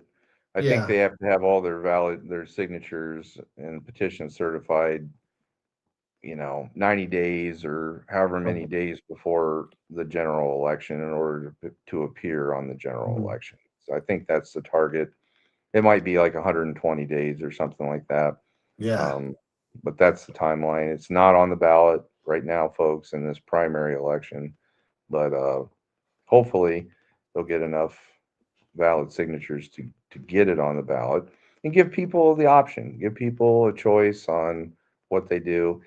And to me, at this point, it's a gesture to the powerful interests, the elite, the establishment that think that they own us, that they can do what they want. They can take their big money from all these special interests and they can just give us the middle finger and never fix anything that really impacts us because it's not helping their bottom line. It's not filling their pocketbook. Right. It's putting pressure on them to actually do their jobs. And if you look at legislation that comes out of the State House, and you can go on there and you can see all the different bills and all the proposed bills and their voting records in the House and in the Senate. And there's a lot of information available to the public. But take a look at most of those bills. They're just complete bull crap. Trying to watch my language. I think I can say crap. They're bull crap. There was one on there, Ohio a bill to recognize this airplane as the official airplane of the state of Ohio. I mean, whoever sponsored that bill, whoever drafted it, should be tarred and feathered in the streets of Columbus for just stupidity. We don't give a crap about the state of Ohio having an official airplane. Am I wrong, Robert? Hey, well, you know what? Speaking of airplanes, do you think Elon Musk is going to buy Spirit and then he's going to name it Spirit X? I mean, maybe if he buys it, he'll make it profitable, like put rocket engines on them and take people up to the moon. I don't know. But it sounds like, Spirit in the airline industry. The airline industry has repeatedly, anytime that you have an economic downturn or you have high energy prices, jet fuel Mhm. prices, the airline industry suffers Right. big time. Especially if you're Spirit who runs on thin margins because they're running their prices so cheap. That's why they don't do very many international flights. They're just dedicated routes to certain places within the country. And I'm a big fan of Spirit. My wife and I would fly Spirit, so we're very disappointed to see them go under. And you know what's sad about that, Cody, is under the Biden administration, they had the opportunity to approve a merger with Spirit Airlines and JetBlue. Now, mind you, this Spirit and JetBlue merger would have only brought them to like 9% market share. So it got shut down because of threats of monopoly.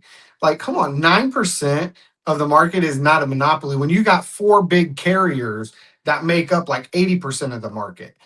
So, I mean, it was just absurd how, like, why would you not let JetBlue and Spirit merge? I was pretty shocked about that. And then this happens.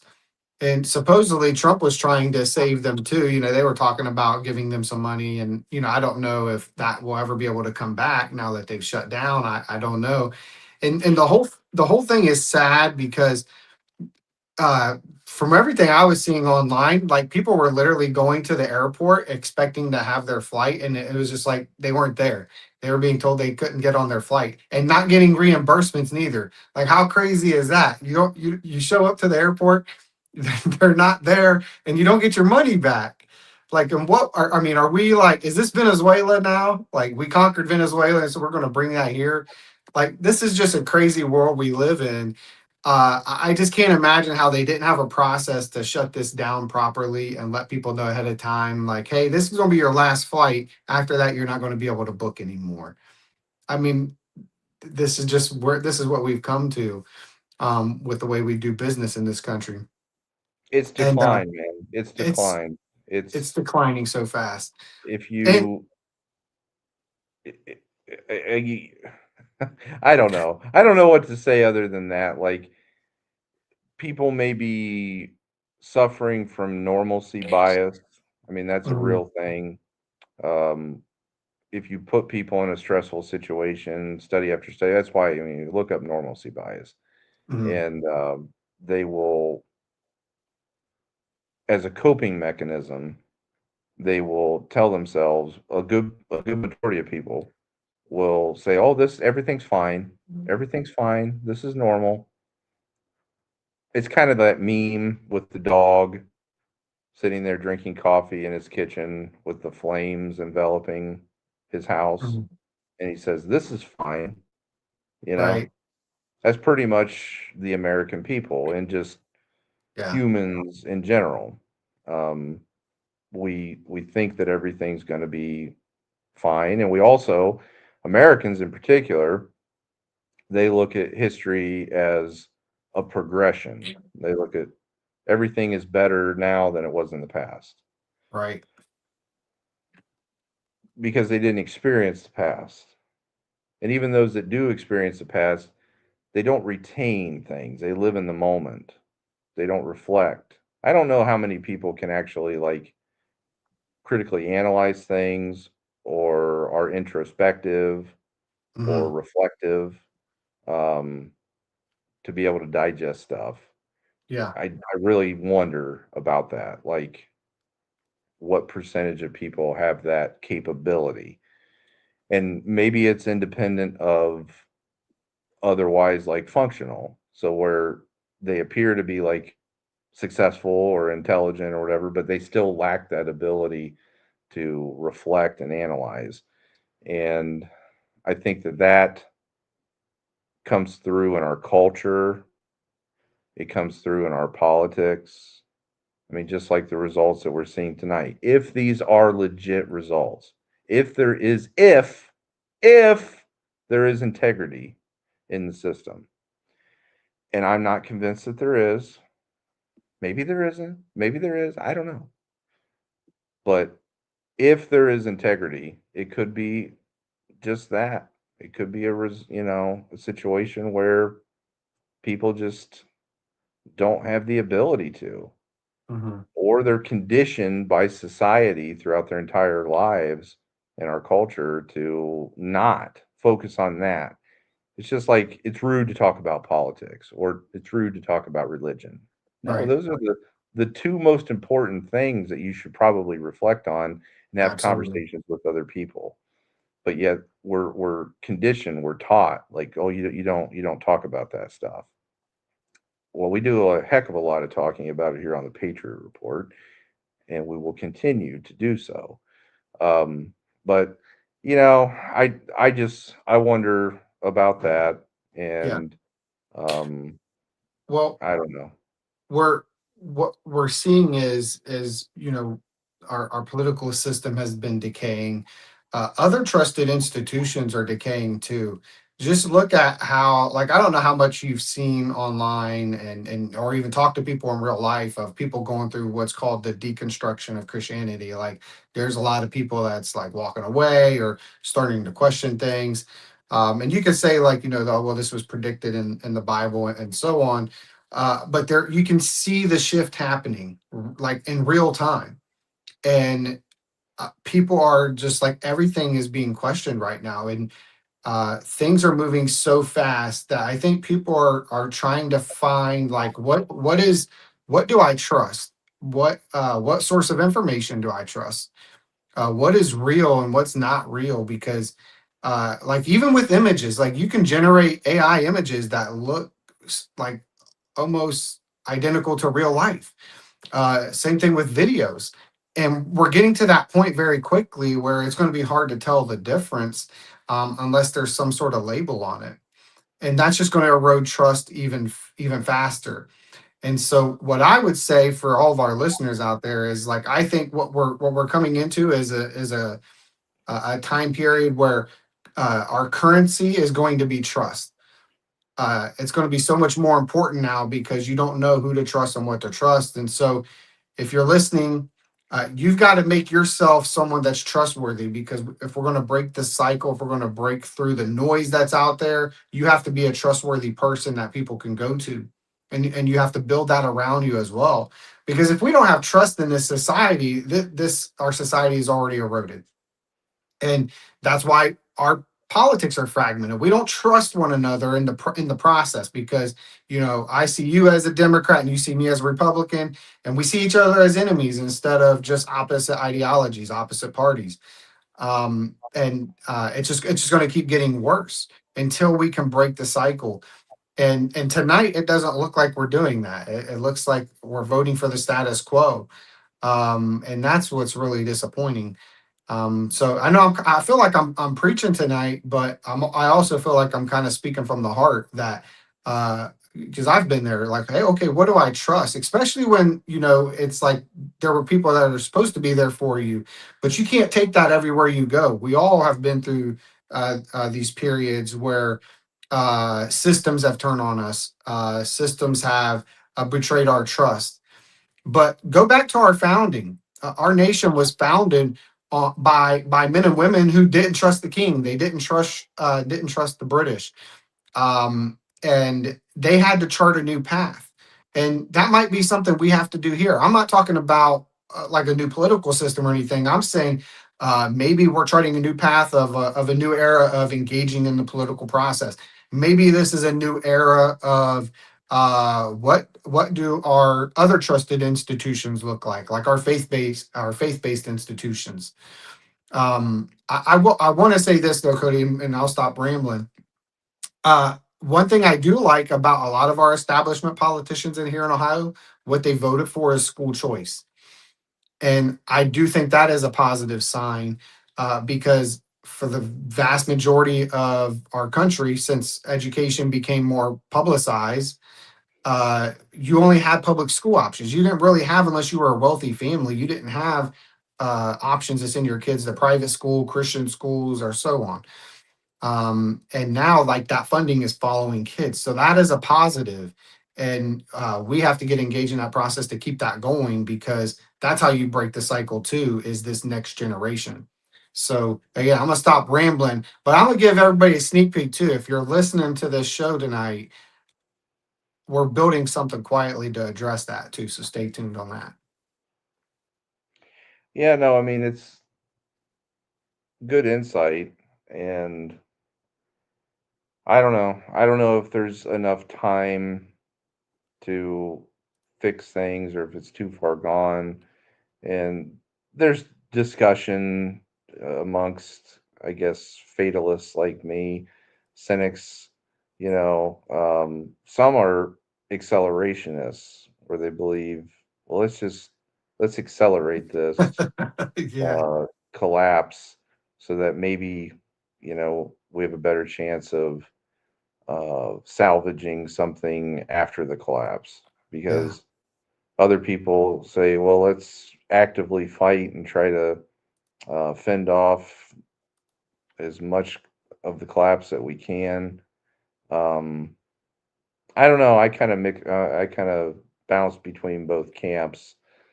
Uh, but when I see things like this happen time and time and time again, it's very discouraging. I mean, I remember part of my, I guess, political evolution was, when I was a little kid, I was watching debates. I mean, I'm going back to, Ross Perot and Bush the Elder and Clinton in that race in 92 and Bob Dole in 96 and stuff. I mean, I was a kid, but I've always been interested in politics. And as I got older, because you would watch these cycles every 4 years, presidential, you'd listen to these debates. You'd sit there, you'd say, "Hey, say this, say this." I mean, I remember being a kid, yelling at the screen, like telling Bob Dole what to say, and he didn't say it. And I'm thinking, I can see you doing that too. yeah, really. And and then when you keep doing that year after year after year, election after election after election, and you say, they can't suck that bad. Surprise. Yeah, it's got to be deliberate. It's got to be a show. And is politics a show for the masses, to where the conclusion, the result is already known? The game is rigged.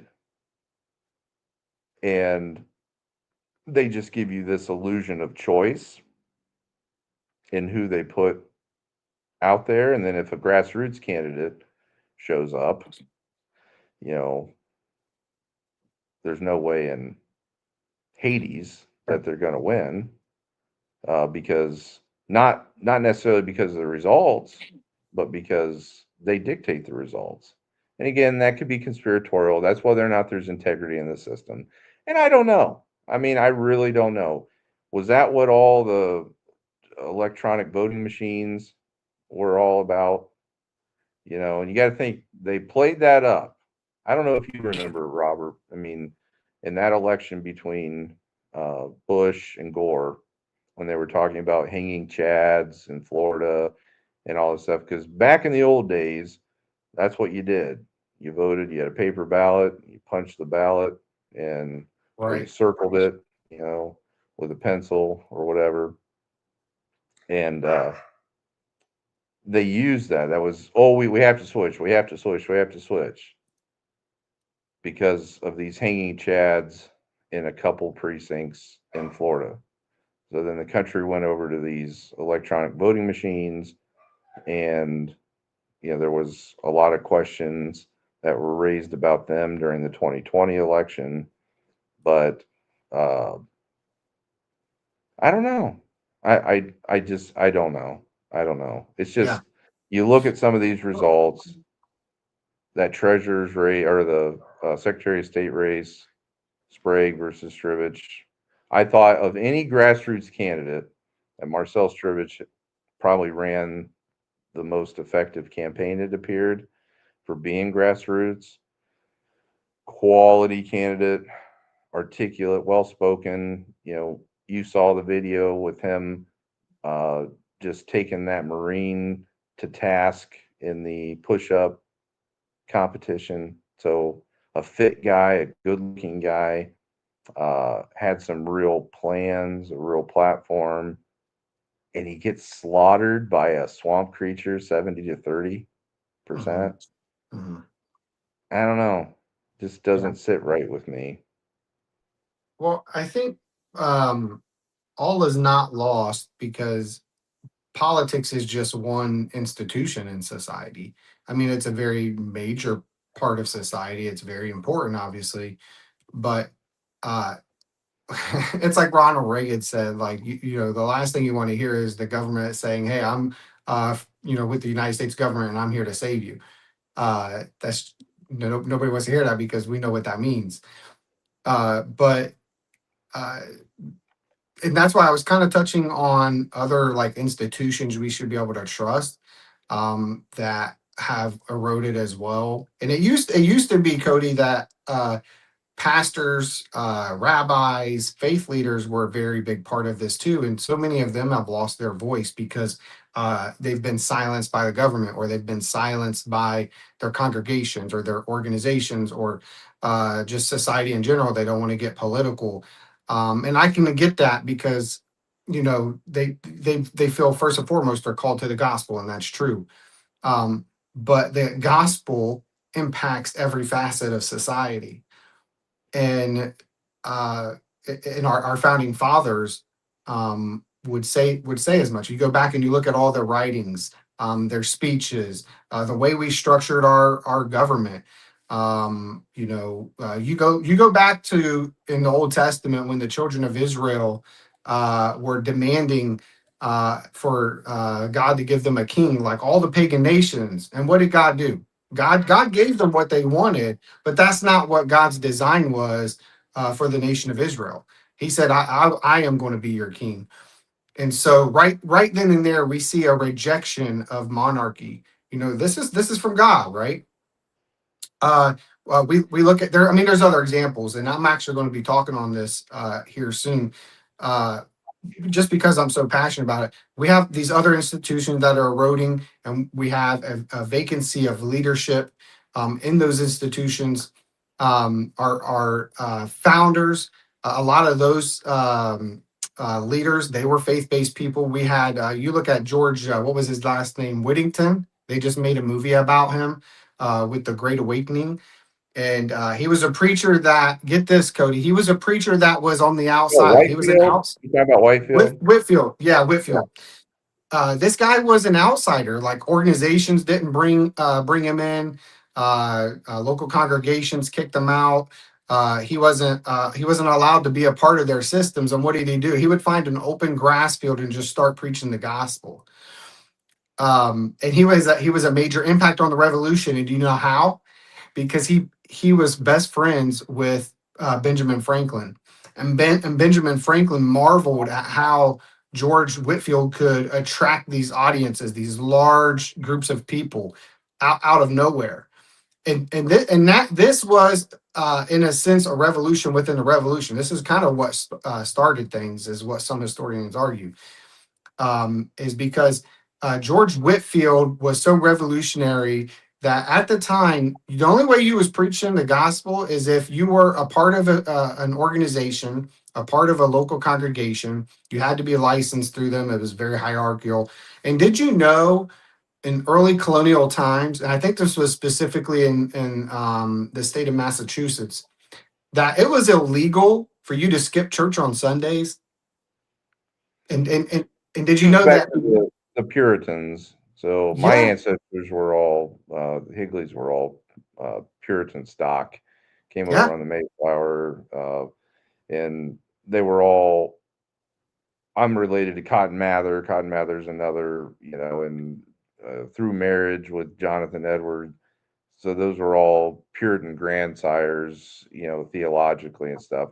And yeah, you look through that, you had mandatory attendance yeah. in pre-revolution. So we're talking 17th century, uh, 18th century before the American Revolution and stuff. Yeah, you look in New England, those Puritan boys and girls. Yeah, it was still you had to go, and then they had hierarchy like in your pew. So Yeah, if you yeah, were an elder, you were a respected member of town or society, your pew was up at the front, and then it got further and further back where, you know, it's the crazy. unwashables would have to sit. And everybody that's listening, you might be like, well, okay, well, are they talking about this because they like endorse it or think we should get back to it? Absolutely not. We're bringing we're bringing this up because we're talking about how just systems can go awry. They can go to the wayside, unfortunately. And we need to get back to our foundations. We need to get back to what's true and right in this country. And you know how that's going to start? That's going to start with us at the dinner table, having these conversations like you were talking about earlier, Cody, talking about politics, talking about religion, talking about societal issues and how to fix them and getting back to for those of you that are Christians out there, the Bible talks about getting back to the old past. Like these are pasts that are trusted, they're true, and that's what we need to do. We could still be innovative, we can still be modern, and all of those things, but there's just certain things that we can't stray from, and that's what we've started to do in this country, and that's why things are falling apart. Like Benjamin Franklin said, that he gave us a republic if we could keep it, and it was only for a moral and religious people. And again, we have to get back to that. I hope that even though many of these people we're talking about tonight are Republicans, and even though they might be establishment types, I really hope that I hope that they get back to our founding principles, because what's at stake now is data centers, our farm fields being bought up and destroyed. We're looking at gas prices are continuing to rise, grocery prices are continuing to rise, and none of them are really solving it because it's not impacting them as much because they're from a higher class society than we are.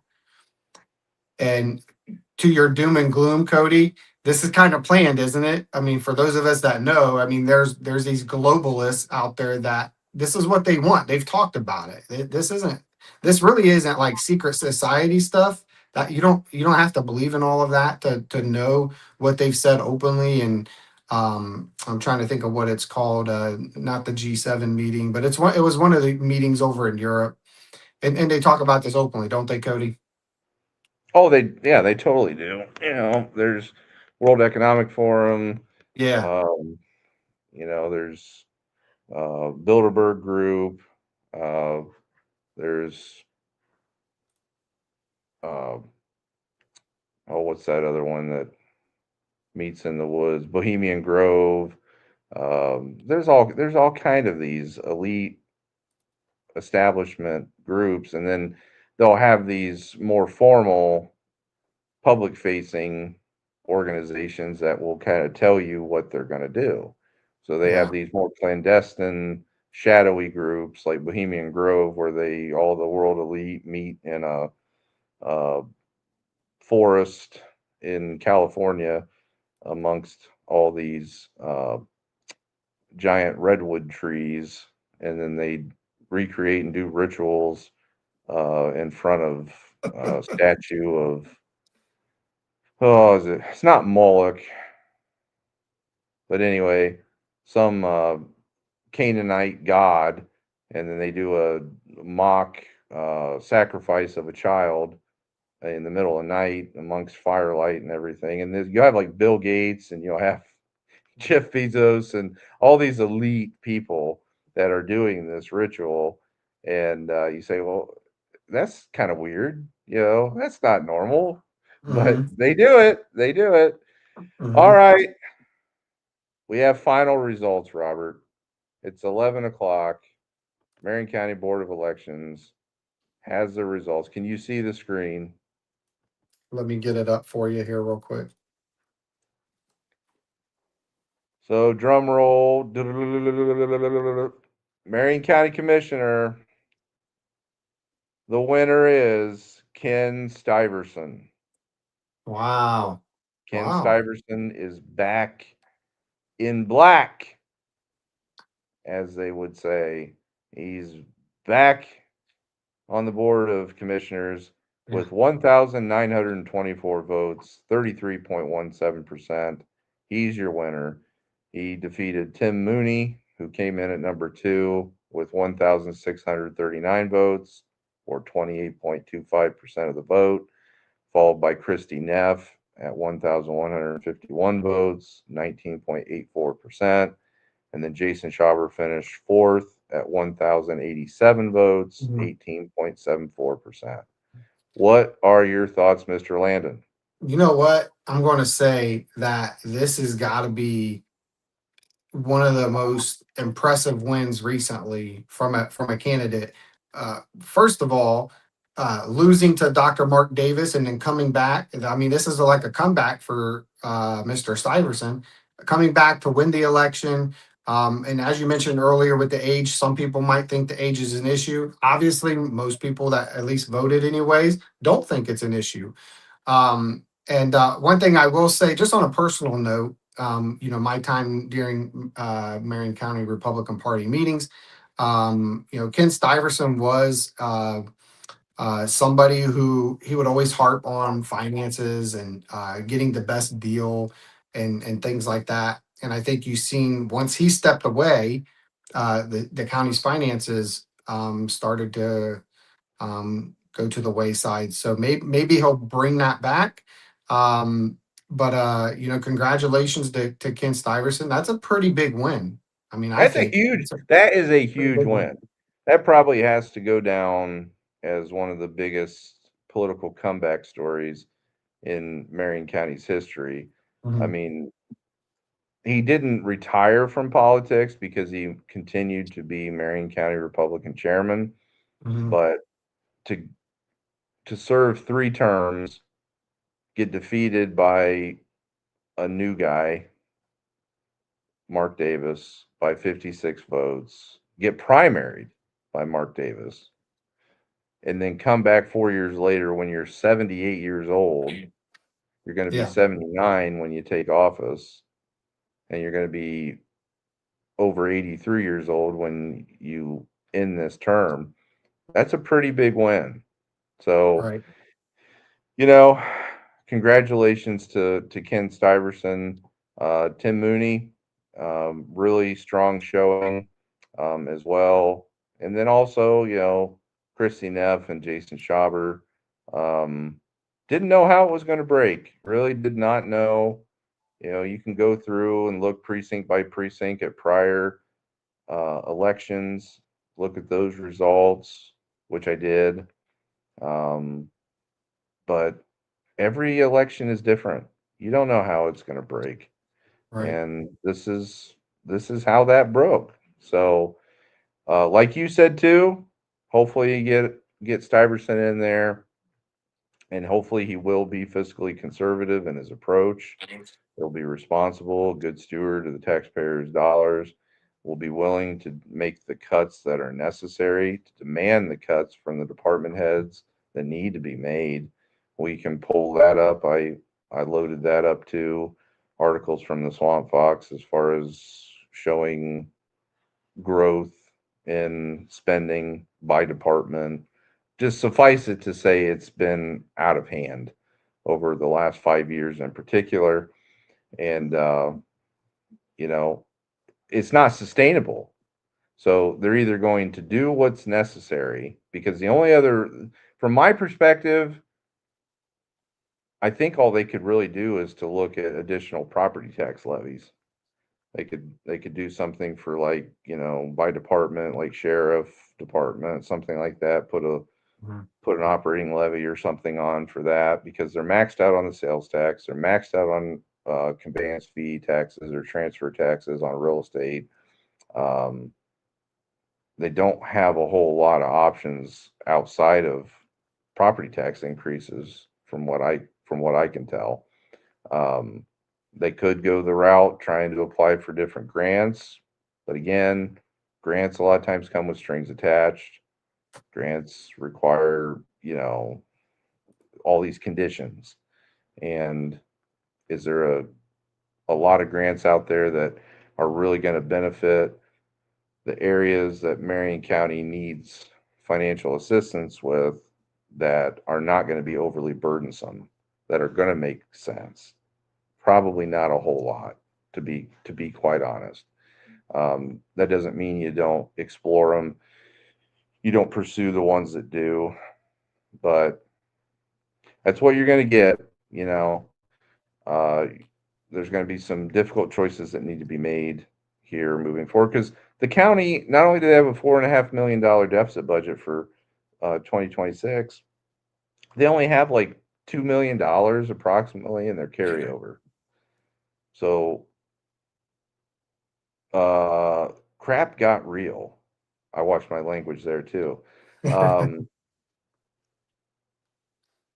And if that's how the current Board of Commissioners was operating, where there weren't any requested revisions, it was literally these departments just submit their budget proposals and it was given a rubber stamp. That can't happen. That cannot happen anymore. Right. So, Stuyvesant, you got a job to do. You got a task out there, and hopefully you're up to it. Yeah. But even if you're not, you'll probably just put a property tax or something on the ballot and it'll pass. Because if